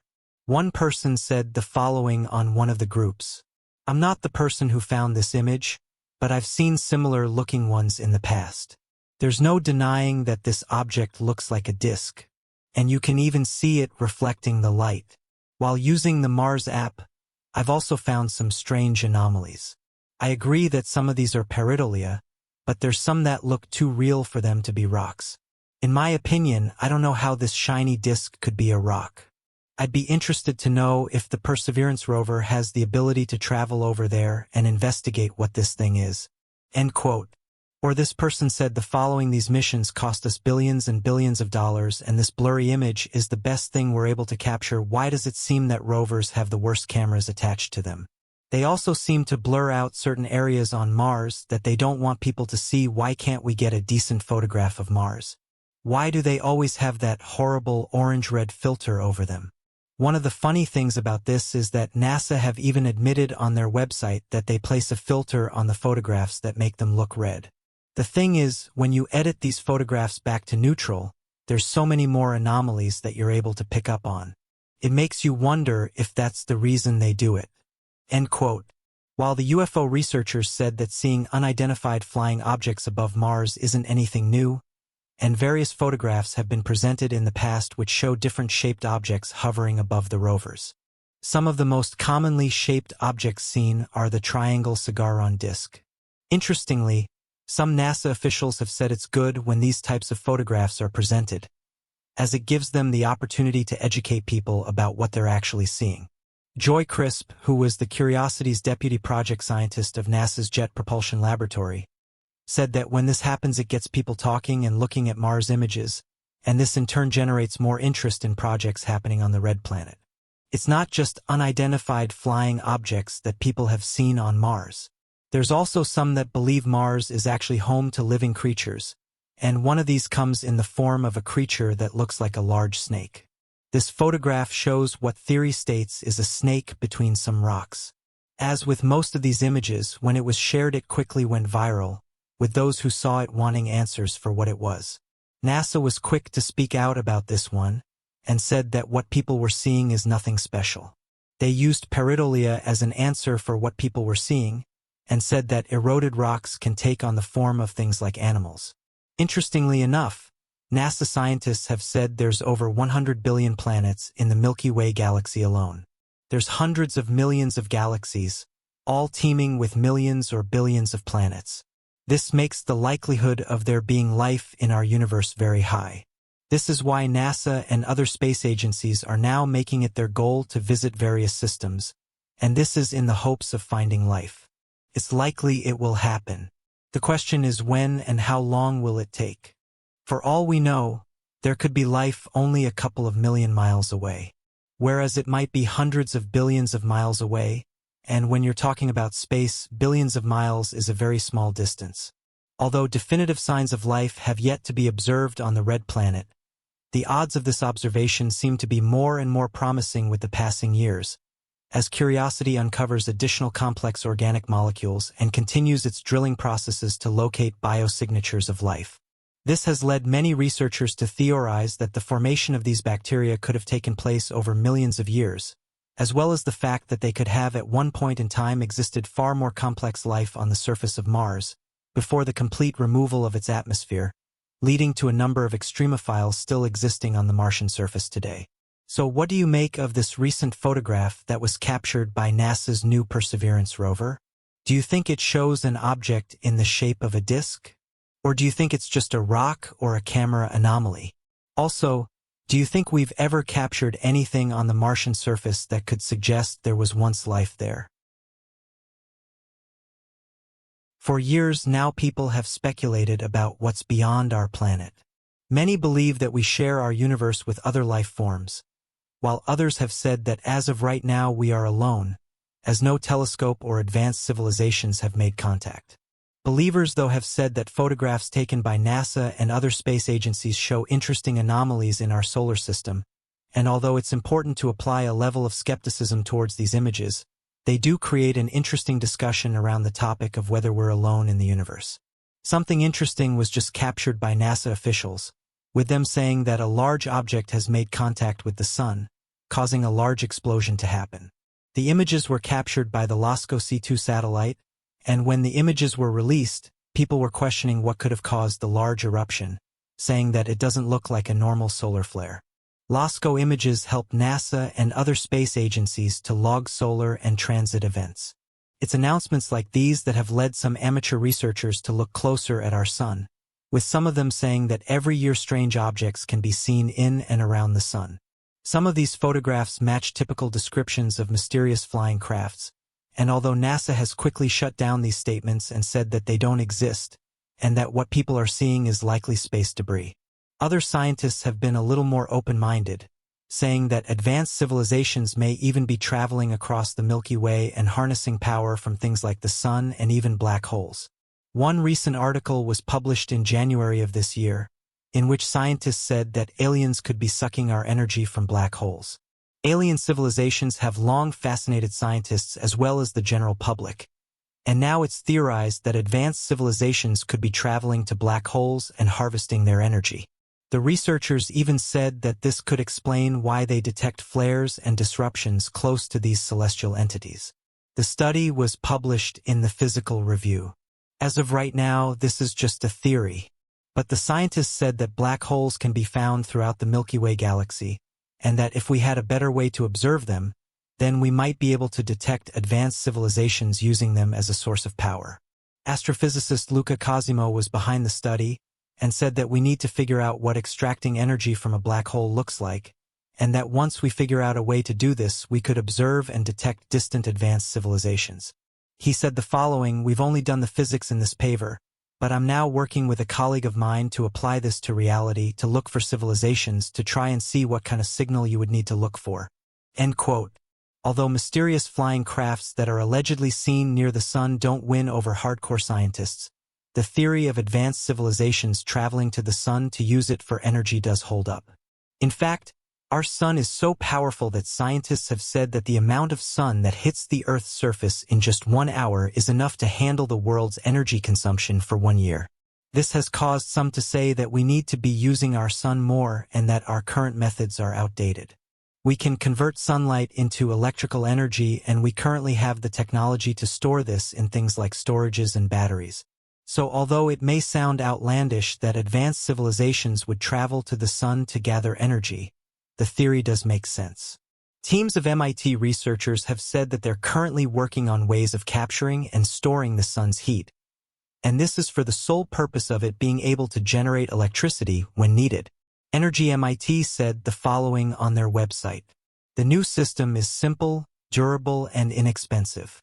Mirrors mounted on a hillside reflect sunlight directly into large tanks of molten salt, which absorbs the heat throughout its depth. The system can handle the intense power of the midday sun, as well as temperature changes throughout the day and night, without structural failure or interruptions in power production. Modeling studies and lab-scale experiments confirm the viability of the concept, and the availability of extensive, hilly air is suitable for installations." End quote. As mentioned, although scientists and space agencies have said that we've never detected aliens or an advanced civilization, there's some who theorize that aliens are harvesting energy from the Sun, and these come in the form of strange crafts that can be seen hovering around the Sun for several hours before they fly off. Amateur researchers have said this is a good test to see what's going on around our Sun, and have said that NASA should be investigating what these strange objects are. For decades now, these strange-looking crafts have been detected by solar observatories around the sun, and due to NASA's replies, it's only caused some to become more curious. The National Aeronautics and Space Administration has said that they've investigated these objects, and that every time they turn out to be things like space debris, solar flares, or debris caught in the equipment, which ends up giving off the illusion that something is there when it isn't. Regardless, some still hold on to the idea that these objects are in fact advanced crafts that are traveling to our sun, and suggested that they're doing the exact same thing we are, and that's using our sun for its energy. NASA did say the following on their website: astronomers have found countless planets orbiting other stars. Some may have conditions suitable for life as we know it, and on some of these worlds, life may have evolved to the point where it produces technological civilizations. Since planets around other stars are so far away, scientists cannot look for signs of life or civilizations by sending a spacecraft to these distant worlds. Instead, they must use powerful telescopes to see what's inside the atmospheres of exoplanets. A possible indication of life or biosignatures could be a combination of gases like oxygen and methane in the atmosphere. End quote. Time will tell whether we find anything of interest. In recent years, drones have captured various interesting things, and some of the most fascinating and mysterious ones are those that were caught by accident. One man recently posted this photograph to social media and said that he captures something mysterious while flying his drone. He said that at the time he didn't notice anything strange in the sky, but upon viewing the footage at home, he noticed that in a small section of the video a strange object could be seen. He described the odd shape as looking like a floating pyramid and wanted to get people's opinion on what the mysterious object could be, saying that he hasn't seen the object since and has no idea what it could be. He said the following: "I've owned my drone now for around a year, and this is the first time that I've captured something strange. I was reviewing the footage that evening and noticed something close to the clouds. One of the first things that came to mind was that this thing looks like a large pyramid, and to me it appears to be partially cloned. Although I understand this could be due to it being partially obscured by the clouds. I know the image isn't the clearest and that the list of things this could be is quite high, but to me it looks like a craft and not something like a plastic bag or a balloon. I've never seen anything like this where I live." This was snapped above Wiltshire, England. "I've shown a few people, but they can't seem to come to a conclusive answer for what this thing is. I'm looking forward to hearing people's opinions." End quote. One person came forward and agreed that this craft does look like it's partially transparent, and notes that it's likely that the person in question probably wouldn't have seen this from the ground. One user said the following: "This isn't the first time that a craft like this has been observed. In fact, I've seen many photographs depicting mysterious objects hovering close to clouds. And in some cases, when the crafts move, they actually leave imprints in their clouds, proving that something was there. I'm not sure what this is, but it matches what other people have captured." Some skeptics, though, have said that it could just be a camera anomaly, and that the sun could be hitting the drone at a certain angle and creating this illusion. Others carried on from this and said it could also be an atmospheric illusion and that it's making it look like there's something there when there isn't. One of the issues with these types of photographs is that the eyewitness doesn't have much to go by and the event happens so quickly, or in this case, the individual didn't even see it, meaning it makes it harder to piece together what they captured. There's some that think this could be a mysterious flying object, while others think it's just a camera anomaly. Interestingly, Wiltshire is no stranger to these kinds of reports, and for years now, local residents have been reporting strange happenings above Wiltshire, with some amateur researchers even labeling this location as a hotspot for paranormal activity, detailing that every year, strange crafts and mysterious entities are reported in and around the area. In fact, the mysterious Rudlow Manor is located in Wiltshire. The manor was originally created as a Bathstone mining station. The area that would later be Rudlow Manor was worked and designed to mine bathstones from the region to be used in massive building projects, utilizing the material and its ability to be cut in any direction, a property that other stones do not have. This led to larger-scale projects and cheaper means of production, which were to help build hospitals, different forms of housing, and other major construction projects across the United Kingdom. It was not until the war that Radlow Manor gained its use in military operations, as the tunnels from its existing Bathstone mine was a prime location to store ammunition. These tunnels and further large caverns that buried deep into the ground and helped to create a safe and stable natural bunker was mainly used as a central ammunition depot at the start of the war. But soon the area found itself to be a major control center used by the Royal Air Force. Radlow Manor was then seen as a hotspot for mysterious flying crafts and a control center for further investigations. This incident occurred as Royal Air Force pilots returned from range and reported that they had encountered unidentified flying objects. Though the details around the incident are unknown, released reports provide further information claiming that Winston Churchill himself asked for the event to be covered up to prevent mass panic. This would develop into its own team of investigators from the Joint Intelligence Committees at Radlow Manor, and within the operations room as weekly reports would then be filed regarding the presence of extraterrestrials and the military's involvement. Further leaked information began spreading that the underground shadow factory soon became used as a potential reverse engineering facility, as the Royal Air Force had supposedly recovered a crashed alien spacecraft that was being studied and held in the underground facility. Interestingly, these rumors are further confirmed by Nick Pope, who used to work for the British Ministry of Defence, was tasked by the government to study and further gather information and research relative to unidentified flying objects, the alien presence, and the potential threat to national security. Pope would later back disclosure projects with the hopes of the UK government releasing further documents relative to their findings of extraterrestrial activity, but would later go on to say that mysteriously all of the files pertaining to the 1950s that concerned alien activity was destroyed and was unable to be recovered. Despite this unfortunate turn of events, further documents had later been released to the British National Archives that provided proof and evidence of the alien investigations and clandestine operations held at Radlow Manor. These clandestine operations included a wide array of alien reports that spanned over 5,000 documents, as well as famous events that had been covered up by the British government. The list of these events include a near-collision report of a 737 airplane almost colliding with an unidentified flying object with statements from the captain and first officer, an alien response team investigating and recovering a crash UFO at the Berwyn Mountains in Wales, full detailed investigative reports of the Western Knolls incident that many locals claim to have heard a loud explosion over the Atlantic, confirming the incident to be of extraterrestrial origin. The 14 minutes of supposed missing footage from the Blue Streak missile launch that showed evidence of a craft landing and the presence of a spaceman as described in the report, and many other discoveries that seemed too frightening to be true. A few years back, a satellite detected a mystery craft parked at Lockheed Martin Skunk Works. Aviation detectives then tried to work out what the craft was and whether it was an entirely new creation.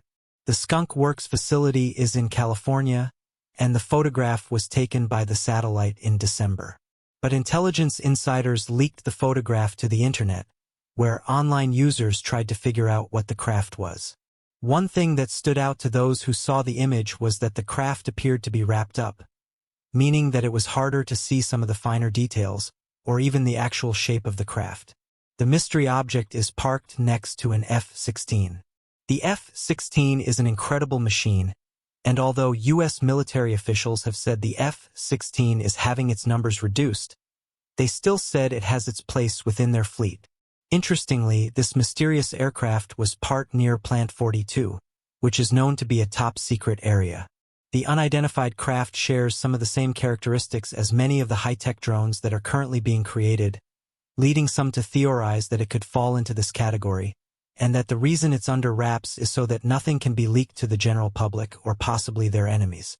The F-16 is 49 feet or 50 meters long and has a wingspan of 31 feet or 9.45 meters. So using that as a scale, we can see this new craft measures between 55 and 60 feet in length. As of right now, though, amateur researchers who are trying to get to the bottom of what this craft is can only put forward their theories. While I've said they have contacted Lockheed Martin to try and get a response, but as of right now, they haven't revealed anything about the mysterious drone.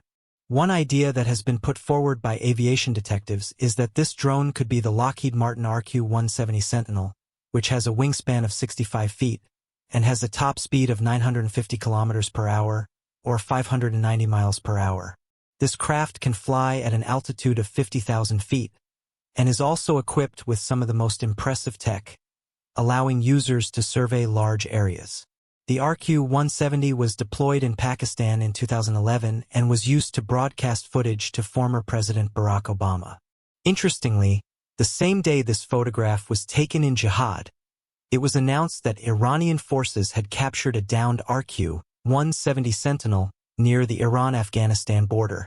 This was backed up when aviation journalist David Sensiotis said that he'd investigated this mystery craft, and that he thinks the drone's identity is that of the RQ-170.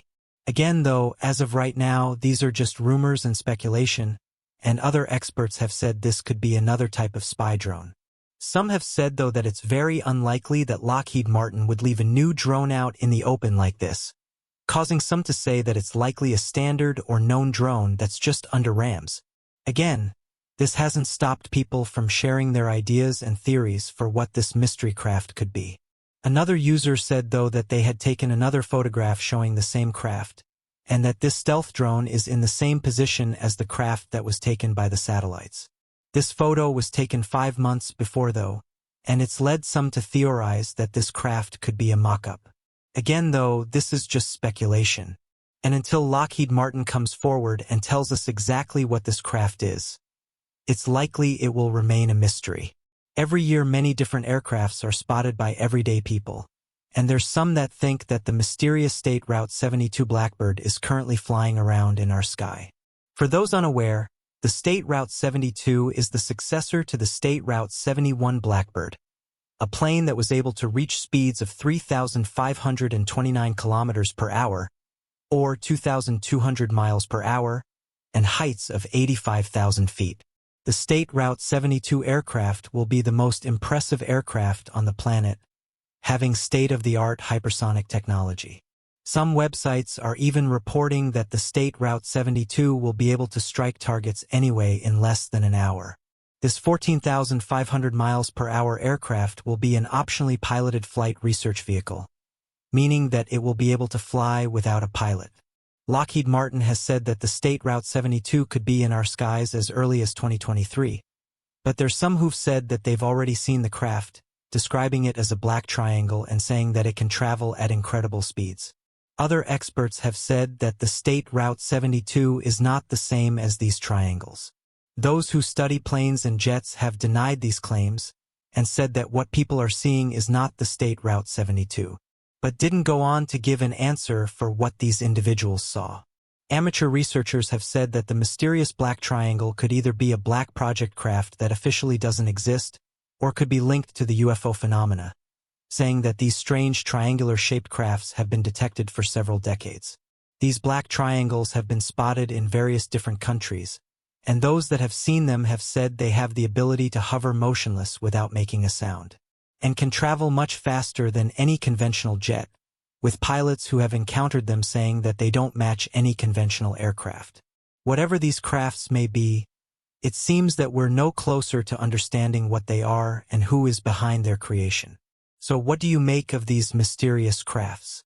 Do you think this is a new type of drone? Or is it just a test craft that's under wraps?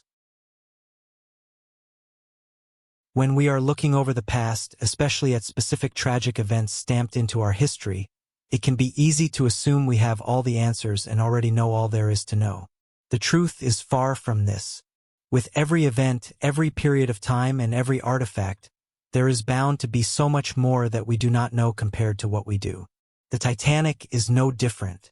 Even following the hit film, looking at all the history lessons that have been taught and everyone's general knowledge of the 1912 disaster, there are a number of questions that remain unanswered to this day. So today, we will be taking a look at 3 mysteries surrounding the Titanic, the allegedly unsinkable ship that sunk. Why did the SS Californian turn away from the Titanic? One of the lesser-told stories surrounding the Titanic is that of the SS Californian, a nearby ship that did nothing to aid the Titanic victims, forever solidifying its title as the ship who watched Titanic sink. Still, today we have no idea why the distress signals were ignored, though the actions of the ship's captain, Captain Stanley Lord, would earn himself a place as a villain in our history books. As with many events we study in history, we will never know the details of that cold April night in 1912. But we can piece together the fragments and bits of the puzzle to gain as near a complete picture as we can. A great deal of our information comes from a testimony from Captain Stanley Lord, the captain of the SS Californian, as well as other officers aboard the ship. Even so, these limited first-hand accounts do not do justice to the lives lost as a result of Captain Lord's decisions. The communication with the Titanic began much earlier on in the night than one may expect. At 7 p.m. April 14, 1912, the SS Californian radio contacted the Titanic to warn the crew about an ice field that the Californian had to navigate earlier that day. The ship's captain Stanley Lord then called the Californian to a halt for the night, pausing the journey due to the path ahead being too dangerous after being surrounded by ice. It was as he signed off duty for the night that he saw the light of the Titanic just 5 miles away. The Californian did maintain contact with the Titanic at this point, delivering another radio message to warn that they had stopped for the night. However, the signal was too strong and disrupted the usual Titanic communications, so the Californian received the ever-so-lovely response, quote, shut up, I am busy." It was then at 11:30 p.m. that the Californian turned the wireless connections off, though disaster would ensue just 10 minutes later. After hitting the iceberg, a series of rockets were fired from the Titanic. The Californian officers went to wake their captain, who had since gone to bed. The official reports following the event offer mixed descriptions about the rockets that were seen. Lord suggested using Morse code of lights to contact the Titanic, though this action too was criticized, with critics saying the distance between the lights was simply too great to effectively communicate like this. Captain Stanley Lord never attempted to wake the wireless operator. By 2 a.m. April 15, 1912, 8 white rockets were reportedly fired, met with no help by the Californian or Lord himself. At 2:20 a.m., the Titanic sunk. It took until 5:30 a.m. for the Californian to make its way to the Titanic. Though again, in a poor series of choices, Lord did not take the most direct route, instead taking a long winding path to what he would later claim was the Titanic's last broadcasted position. By the time the SS Californian had arrived at the scene, the Carpathia had taken survivors on board, leaving the Californian to only look through the chaos and destruction that had been left behind. Although Captain Stanley Lord would never face formal legal repercussions for his actions, it is without a doubt that social justice was served. Following the news of the SS Californian's proximity, the actions taken, and the poor decisions made by Lord, both the British and American inquiries labeled Lord as, quote, unprofessional and negligible, leaving his career to wilt in the public domain. His life was never the same again. For those who believe in odd twists of fate, the story of the SS Californian is bizarre to say the least. Not long after the 1912 sinking of the Titanic, the SS Californian also disappeared. She was sunk during World War I, but the ship itself was never found. This ironic ending to the story of the SS Californian is strange and peculiar, with some describing it even as poetic.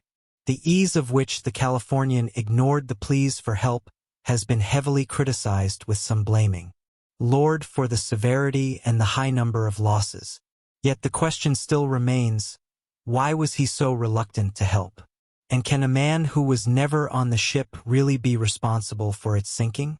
Mystery ship the SS Californian is a ship that, as we have heard, was heavily criticized during the Titanic's disaster. Though some conspiracists are suggesting that a third ship may have been present all along, also failing to help. A good number of survivors of the Titanic have reported seeing lights as they were moving into lifeboats, while the majority of people believe this to be an attempt at Morse code from the SS Californian barely visible on the horizon. Others have suggested there was yet another ship acting as a bystander during this tragedy. The Samson. One person who particularly argued for the presence of the Samson and therefore a lesser social punishment for Captain Lord was Leslie Harrison, the General Secretary of the Mercantile Marine Association. In 1963, he wrote an article titled, "Clue to the Titanic Ghost Ship," in which he argued that the Californian, 20 miles from the Titanic, was not the closest ship that night, and that one captain was flying under the radar, while Captain Lord of the Californian received the backlash for not helping.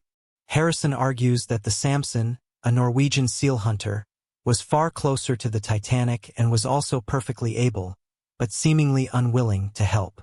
Hendrik Bergathon Nace, a mate on the Samson, said that he had seen the lights and the rockets that night. Nace explains that the Samson made no effort to help, and that as she was sailing in territorial waters, meaning the ship was traveling and hunting illegally. If the ship had helped, it would have been far too easy to catch them out, making the crew liable for prosecution. Apparently, when they continued come morning time, there was no sign of any incidents having taken place, and so the Samson continued on, blissfully unaware as to the Titanic tragedy that had happened just hours before. This story has mostly been labeled as exactly that, a story. Shipping records place the Samson as having docked on April 6th and April 20th in Iceland, and since she could travel at 6 knots, it would be physically impossible for the Samson to have traveled such a great distance in such a short time.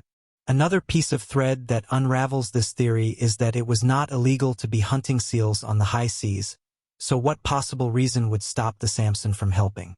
Despite the even if it was not the Samson, could there really have been more ships sat watching without helping at all? Why was the captain speeding? Of course, we all know the Titanic sank as a result of an iceberg in the ship's course, though many question why the Titanic hit the iceberg at all. How had the captain let the ship slip out of control? The accusation here is the loss of the ship was brought about by the excessive speed at which she was navigated.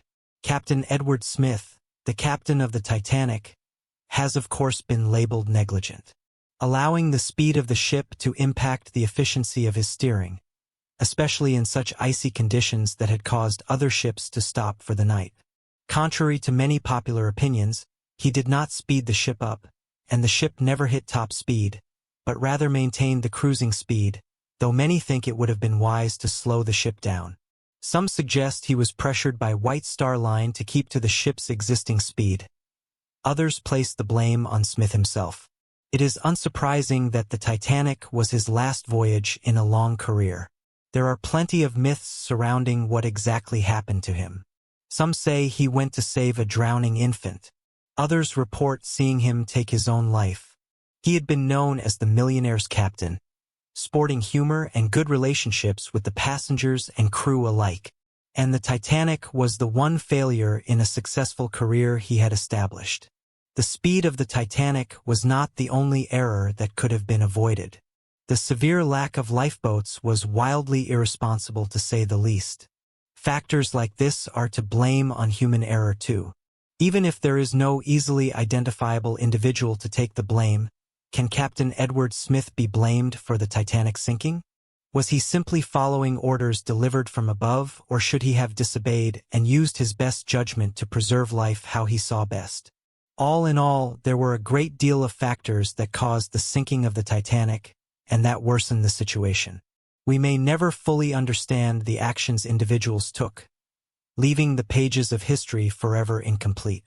But what do you make of these Titanic mysteries?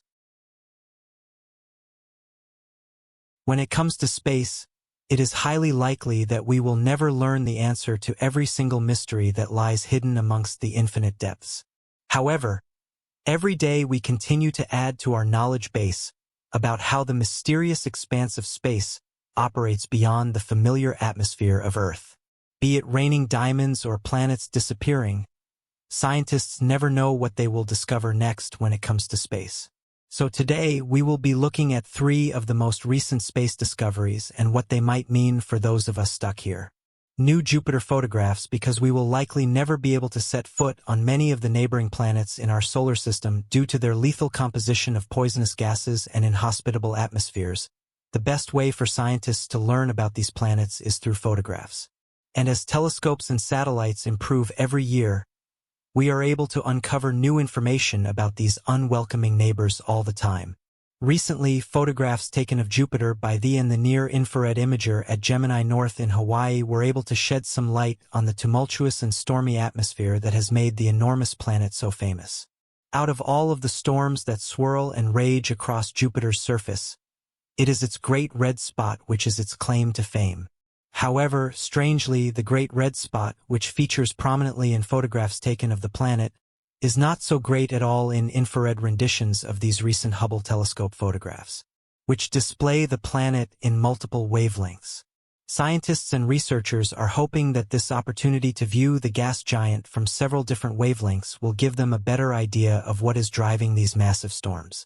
The images of the boiling gaseous clouds that make up the atmosphere of Jupiter were captured in infrared, visible, and ultraviolet wavelengths, and when compared side by side, consist of several interesting changes. Most notably was the prominence of the Great Red Spot and its smaller, younger offshoot, Red Spot Jr., in the visible and ultraviolet images and its subsequent disappearance in the infrared rendition, as well as a cyclonic vortex streaking brightly through the atmosphere in the infrared image. These wavelengths can create such differing images because they each capture a different unique property of the atmosphere of Jupiter. For example, the Great Red Spot and Red Spot Jr. they are absorbing blue and ultraviolet light, meaning that they show up more prominently in the visible and ultraviolet light images and disappear amongst the cooler clouds of the infrared, while the infrared versions capture these stormy areas covered with thick, choking clouds. This is why the massive vortex appears so clearly in the infrared photograph, as the swirling storm clouds that compose the vortex are able to be clearly defined by infrared light. Although all three versions capture the characteristic rotational swirl of the standard stormy atmospheric clouds. The cyclonic vortex that shone so brightly in the infrared image was especially interesting to scientists, as it expands almost 72,000 kilometers across Jupiter's northern hemisphere and is made up of multiple smaller vortices. Heat strip of cyclonic storms is usually captured as a characteristic, so-called brown barge, when photographed in visible light, while it was almost indecipherable in the ultraviolet image. However, it shone brightly in the infrared rendition, appearing as a glowing stripe streaking across the enormous planet. Researchers hope to combine this wavelength data with records of radio signals detecting lightning in Jupiter's atmosphere in order to further study and discern the types of layers and cloud structure composing the massive planet, in the hopes that they may be able to learn more about what is driving these endlessly swirling storms across the famous gas giant of the solar system. Storms make it rain diamonds on Jupiter and Saturn. Jewelers and diamond aficionados everywhere likely began salivating when they heard the news stemming from recently analyzed data collected from Jupiter and Saturn. It appears likely that it rains massive diamonds from the atmospheres of these gigantic planets. Scientists recently studied the catalog of recorded pressures and temperatures for both of the gaseous planets, and then created models that estimated how carbon would behave under those conditions, leading to the astonishing revelation that diamond rain is incredibly likely. And as far-fetched as this may seem, it is not as harebrained as you might think. Diamonds are formed when carbon, a rather ordinary element, is heated and compressed in extreme instances. On Earth, it takes being over 160 kilometers below the surface for conditions to be favorable for diamond creation due to the proximity of the surface to the lethal heat of magma, which then brings them closer to the surface for mining. But it seems that on Jupiter and Saturn the required heat and pressure can be provided by the dense atmosphere and forceful gravitational pull alone. This means that, essentially, large diamonds are likely being created in midair and raining down to the surface from the skies. Carbon soot is formed when methane gas is struck by the powerful lightning storms that on Jupiter and Saturn, and becomes increasingly pressurized as it begins to fall through the atmosphere. At around 1,600 kilometers down, it turns to graphite and then becomes diamonds at around 6,000 kilometers. However, unfortunately, the surfaces of the planets are not piled high with valuable gems. As the newly formed diamonds begin to sink towards the interior of the planet on liquid methane and hydrogen and slowly melt back into molten carbon due to the nightmarish pressure and heat. Even more amazingly is the fact that Jupiter and Saturn are not the first speculative diamond factories in the solar system. Scientists have long believed that Neptune and Uranus have abundant diamond cores, despite their smaller, cooler size, and wrote off the much hotter, larger Saturn and Jupiter, believing that their atmospheres were not suitable for diamond formation. However, it now appears that, based on the recent analysis of data from the two planets, is quite literally raining diamonds, and an astonishing amount at that. Saturn seems especially prone to diamond formation, and researcher Kevin Baines from the University of Madison, Wisconsin and NASA at JPL reported in an interview with BBC News that scientists suspect that an astonishing 2.2 million pounds of diamonds are formed from the atmosphere every year. Although more studies of the environments and atmosphere of Jupiter and Saturn are currently surrounding this astonishing revelation, it cannot help but be a little sad that the crushing pressure and searing heat would immediately melt any spaceship attempting to enter the atmosphere in search of a sample of atmospheric diamond chunks. Scientists say that Pluto is disappearing. When it comes to the space that surrounds us in incomprehensible proportions, many believe that change is rather rare. However, this is not the case, and it seems that one major change may be occurring sooner rather than later: the partial disappearance of an entire dwarf planet. A new study that observed photographs taken of a well-lit Pluto during its passage in front of an exceptionally bright star has revealed that scientists believe Pluto might be undergoing an astonishing transformation. Based on the gathered evidence, it appears that Pluto's atmosphere is beginning to vanish as a result of its long-documented slow migration further and further from the Sun. Researchers believe that this has caused its nitrogenous atmosphere, not unlike that of our own planets, to begin to decrease Pluto's surface temperature. This has apparently caused that will only continue to be exacerbated as the planet moves further from the Sun and decrease in temperature. Part of the reason why the atmosphere is undergoing such change could be due to the fact that Pluto has an irregular orbit. It takes about 248 Earth years for Pluto to complete a single orbit, and it circles in a very angular ellipsoid around the Sun, meaning that at some points it is only 30 astronomical units from the Sun and is able to be impacted by its heat. While at other points in its long orbit, Pluto rotates a frigid 50 astronomical units away from the Sun. Because it is currently at one of the coldest points of its orbit, the atmosphere is quite literally refreezing back onto the planet itself. The recent data revealing this declining atmosphere was gathered based on observations made by researchers at Southwest Research Institute. During a critical point in Pluto's orbit as it passed in front of an exceptionally bright star, which allowed calculations to be made about the changing atmospheric density of the planet based on the amount of light available during its passage.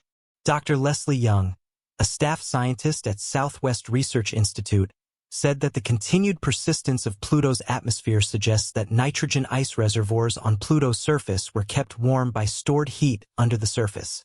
The new data suggests that they are starting to cool.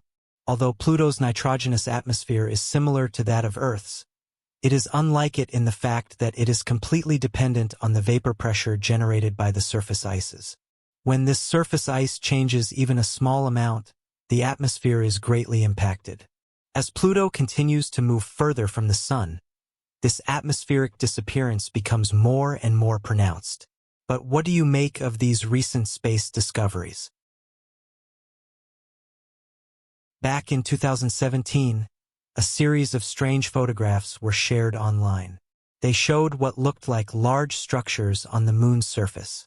Those who went on to further investigate the claims said that 6 towers had been discovered on the Moon. And after these photographs were shared online, people started to give their opinions on what they thought they were. The images were taken from Google Moon, which is collected by NASA satellites orbiting the Moon, and taking images of the lunar surface, appear to show what people say are large-looking structures. One commenter said they'd been placed there and that they definitely weren't natural. Users then started to do their own research, and it turned out that more of these large structures were found. One person used a measuring tool and said the structures measured in at 3.7 kilometers or 2.2 miles in height. So whatever these things are, they're not small. This then caused some to question whether NASA had picked up on these before, with one person saying the following: "These structures are over 2 miles in height. I fail to believe that NASA or other space agencies haven't picked up on them yet. Why have they kept quiet about these giant things coming out of the Moon's surface? They literally look like towers. End quote. However, some spoke out about these discoveries and said that Google Moon isn't the most reliable tool. Others, though, carried on from this and said that similar-looking structures have been found on the moon's surface. Believers, though, have said that saying these structures are glitches is just lazy and is used as a way to avoid answering and researching further what these things are. With another person saying the following, "I'm starting to see a theme here when it comes to these anomalies. Whenever one is found, you never hear the space agency reply with open arms. They immediately debunk it. And I find that interesting because according to them, they've only seen these discoveries when people have shown them it. So how can you debunk something that you've only just seen? It seems like that happens with everything that's slightly mysterious these days. Instead of being interested in wanting to investigate further, all these agencies say that is a glitch or a camera anomaly. At this point, it feels pointless to even show them this stuff because you know what answer they'll give." End quote. Another thing that people are talking about again is that of the strange object that was seen flying through our solar system. This object went by the name of Oumuamua. A.V. Lope, who is the chair of Harvard's Department of Astronomy, claims that he thinks he found proof of extraterrestrials, and this comes in the form of some garbage. He has an upcoming book titled Extraterrestrial: The First Sign of Intelligent Life Beyond Earth. And in it, he details that mysterious objects that made its way into our solar system may be proof of extraterrestrials. It's not very often that you get high-up officials talk about this subject. However, this year alone, many government officials have been quite vocal about the UFO phenomena and have stated in recent years that unidentified crafts have been detected in our skies, and that these objects need to be taken more seriously. The object the professor is talking about immediately displayed some strange signs. In this course, scientists and researchers from around the world to speculate what it was. The object was given the name of Oumuamua, but the professor has given some examples of why this object might not be a space rock, and that it could actually be a piece of alien technology. On the 19th of October, 2017, we were visited by something that scientists couldn't initially explain. It was called Oumuamua, and astronomers first noticed this object traveling through our solar system. The object in question had come from another solar system, and people quickly started to speculate what the object was. It could be seen traveling around the sun and then shooting away again. However, after this, it was not to return. Astronomers were able to record data on the object for a short period of time, with them saying that the mysterious object had been in our solar system for over a century. The reason Oumuamua wasn't spotted until 2017 is because it wasn't close enough to reflect enough light for astronomers to pick it up. Even when it did get close, it was moving very fast, and meant astronomers had very little time to observe it. Once the strange object flew around the sun, it was going further away, meaning it was getting fainter and fainter. The astronomers' last observation from Hubble were on the 2nd of January 2018. On the 3rd of May, it was then seen outside of Jupiter's orbit. Interestingly, though, some have said there's not just one Oumuamua. There's tools that can be used to help us view the wonders of the universe. And one of the most popular ones is that of Google Sky. Google decided they wanted somewhere where people could explore the far reaches of the universe. Using Google Sky, you can see many famous celestial bodies, and over the years, it's provided us with some breathtaking views. However, some who've used this software have said they found some interesting things. This Google Sky discovery had some saying that it looked very similar to Oumuamua, which gained popularity as being the first known interstellar object that was detected traveling through our solar system. This recent photograph has caused some to suggest whether this and Oumuamua are the same thing, suggesting that these mysterious interstellar objects are scattered throughout our solar system. This particular one was discovered close to the Orion constellation. The person who discovered the object said they were messing around with Google Sky. Zoomed in really quickly on Orion. They took a screenshot of the object as they thought it looked interesting and they shut it down. They then showed a few people and it was them who made the connection between the two objects. One of the first things you'll notice is that they're very similar in appearance, and interestingly, this isn't the only one that's been discovered that has a similar appearance to Oumuamua. In recent years, the stigma around mysterious objects in our sky have come into question. As of today, it's not just everyday people that are coming forward with their stories. High-up officials and those who spend large amounts of time in the sky, such as pilots, have said that they've been seeing mysterious objects in the sky for years now, but were told not to come forward with their encounters, with some even saying that if they came forward, their jobs would be on the line. A bit harsh when you consider that these crafts are allegedly things like birds, weather balloons or natural phenomena. It seems, though, that declassified documents show that although many of these sightings get explained, there's many that remain a mystery. At the moment, there's a lot of talk around UFOs and Space Force. Insiders are saying that Donald Trump could reveal the truth about UFOs and what the government knows about them. Interestingly, it was also announced that when the president signed the $2.3 trillion relief and government funding bill back in December, it also started the ball rolling on something else. As of that date, U.S. intelligence agencies have just 180 days to release everything they know about UFOs, a subject that has been thrown into the limelight in recent months. The director of the National Intelligence and Secretary is said to have been put on the spot, and will now have to reveal everything they know about these unidentified crafts. President Trump's former intelligence director John Radcliffe said that there's many unexplainable UFO sightings and that many of these have remained a mystery. The bill says that officials must release what they know about unidentified aerial phenomena, and Radcliffe said the public have no idea about how many unidentified UFO sightings there are, saying that the public is kept in the dark about this kind of stuff. He said the following: "We always look for a plausible explanation. Weather can cause a disturbance, a visual disturbance, and sometimes we wonder if our adversaries have technologies that are a little further down the road, but there are incidents we don't have an explanation for." End quote. He goes on to talk about all of the military pilots that have detailed their strange encounters, with others saying that these are the people that fly some of the most advanced jets, yet they are saying that unidentified crafts buzz them and are easily able to outmaneuver them. He continues with the following: "Frankly, they engage in actions that are difficult to explain, movements that are hard to replicate that we don't have the technology for, traveling at speeds that exceed the sound barrier without making a sonic boom." End quote. Interestingly, this has been seen time and time again. These crafts are able to travel at extreme speeds without making any noise. In fact, this is one of the most common things that people report when they encounter a UFO. The fact that they make no noise.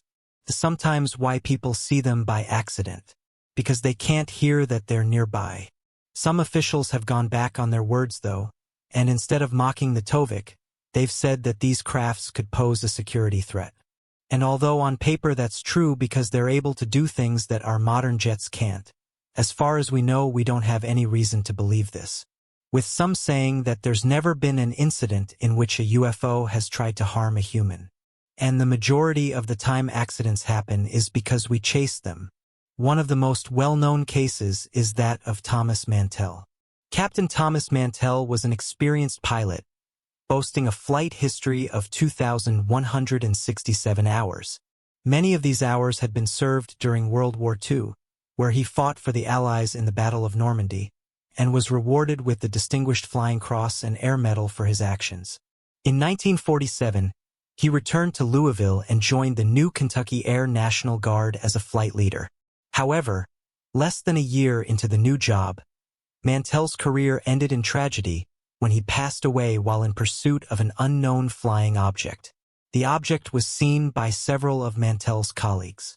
Base Commander Colonel Guy Hicks reported it was very wide and around 1/4 the size of the full moon, while observers at the Clinton Army Airfield described it as having the appearance of a flaming red cone and having a speed greater than 500 miles per hour. It was also seen by the Kentucky State Police, who contacted Captain Mantell, requesting him to investigate the object. Alongside 2 colleagues, Mantell set off in pursuit of the large white object. When his colleagues informed him they were going to retreat and level their altitude to try and see the object more clearly, Mantell ignored them, pursuing the object in a steep climb and at a high altitude. Unfortunately, while at this altitude, Mantell blacked out from a lack of oxygen, and he and his plane crashed at a farm south of Franklin on the Tennessee-Kentucky state line. Mantell passed away on impact. His death was tragic, but also a monumental occasion in UFO history.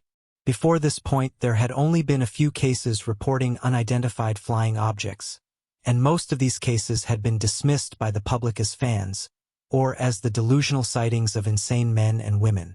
However, Mantell was a highly respected pilot, and the fact he laid down his own life to determine what the object was resulted in an increased public concern about UFO phenomena. The official response from the Air Force line when Mantell worked was that the object was actually Venus. However, this theory has been debunked by others, who argued that on the date of Mantell's death, Venus was only 33 degrees above the horizon, and thus would not have been visible to Mantell. An official investigation was later opened, and in Project Blue Book, they concluded that the object Mantell had been chasing was a skyhook balloon, and part of a top-secret project that neither Mantell nor his colleagues would have known about. These skyhook balloons were being used by the Navy to measure radiation levels in the upper atmosphere. The skyhook balloon finding has largely been accepted. However, there are still some skeptics. For example, eyewitness Glenn Mays insists that Mantell was the victim of an attack, as he swears he saw Mantell's plane explode in midair, as if the result of a bullet, while others report as seeing unidentified flying objects within the area. Early fossil records show that sharks have been around for over 450 million years, meaning they've outlived the dinosaurs, and that makes them some of Earth's most ancient creatures. Sharks are underappreciated for their positive impacts on marine environments, and they are also massively misunderstood. There's over 400 shark species, and although we've all heard stories of them coming into contact with humans, very rarely do they attack. In fact, research has shown us the main reason they do this is because they misidentify us as their prey. From below, humans look like seals, and this is the reason why sharks like the great white approach us. Although humans and sharks often come into contact, there's a lot we don't know about them, and this has caused barlages to tag them.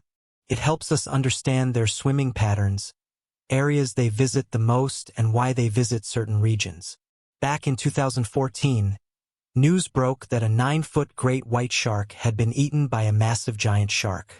The story was featured on various websites, and various people speculated about what creature could have eaten a 9-foot great white shark. Although researchers have said the mystery is solved, and the likely candidate was a large great white shark, very rarely do great white sharks eat each other whole. They've been observed biting each other during mating and sometimes will attack if they're hungry, but never has one been observed eating another one whole. According to scientists, they said that the 9-foot great white had been eaten by an unknown shark. Researchers were carrying out tests, and had tagged the healthy great white in order to keep an eye on its movements. For months later, though, they were surprised when they detected that the tracker had washed up on a beach in Australia. The researchers quickly looked at the device's data to see if it could give them any indication as to what happened. The data showed them that there was a big temperature rise that went from 48 degrees to 78 degrees, and shortly after there was a sudden 2,000-foot drop. Most researchers agreed that something much larger had taken out the gray wine, and that this explained the rapid temperatures that were recorded, saying that it's likely the tracker was in the stomach of another creature. Filmmaker Dave Riggs said this when hearing of the story. When OSFIS told about the data that came back from the tag that was on the shark, I was absolutely blown away. The question that not only came to my mind, but everyone's mind who was involved, was what did that? It was obviously eaten. Who's going to eat a shark that big? What could take out a knife for a great white? End quote. At first it was theorized that an orca took out the great white. Back in 2017, great white shark sightings in and around South Africa dramatically decreased. The researchers said a total of 5 great whites were found washed up on the shore of Africa, each of them missing their livers. The evidence of large teeth marks clearly pointed to the local orcas. While port and starboard were the only present orcas in the bay, researchers have been given word of another orca in the area. resulting in continued drops in sightings. This behavior might point towards a different ecotype of orca, one that is primarily a shark eater. Reasons for this behavioral adaptation could stem from water temperature changes, as well as overfishing.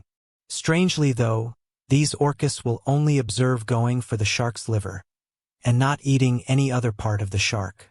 So although orcas can take down great whites, it's thought that in the case of the 9-foot shark another creature was responsible. Although scientists have not been able to come to a conclusive answer and find evidence of the exact creature responsible for what happened, they have theorized that another much larger great white shark was responsible for what happened, saying that the shark in question could have been over 16 feet long and weighed in the region of 2 tons. Not much evidence could be shown to back up this theory, though scientists did say the area in which the track increased in temperature is known for having great white sharks. There's some who have suggested that a much larger shark could be to blame. There's not much evidence for this mystery shark, though people have reported it's over 30 foot long, and that it hunts along the South African coast. Although many scientists have called out the claims saying that they're made up, fishermen, along with others who spend large amounts of time on the ocean, have claimed that giant great white sharks do exist. Researchers have discovered that female great white sharks are larger in size than their males, with the males having a length of 3.4 to 4.7 meters and an average weight of 522 to 770 kilograms, while the larger females have a length ranging from 4.6 to 4.9 meters, weighing between 680 to 1,100 kilograms. According to J.E. Randall, the largest great white shark reliably measured was found in Edge Point, Western Australia. This was in 1987 and is said to have measured at least 6 meters. Around a decade later, in 1988, the Canadian Shark Research Centre captured and verified a female great white shark, and this was in Alberton, Prince Edward Island.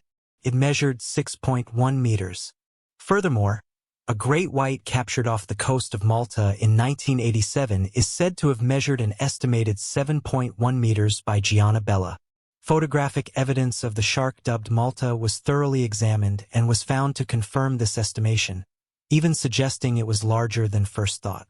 This suggests that great whites can grow to be at least 7 meters, a vast jump from the previously known size of 4.96 meters.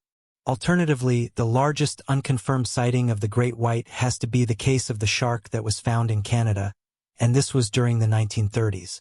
Records from the time indicate that the shark appeared to measure at least 11.3 meters and weighed well over 3,000 kilograms. Scientists, though, claim these measurements are flawed. So what do you make of the story of the 9-foot great white? What do you think it was eaten by?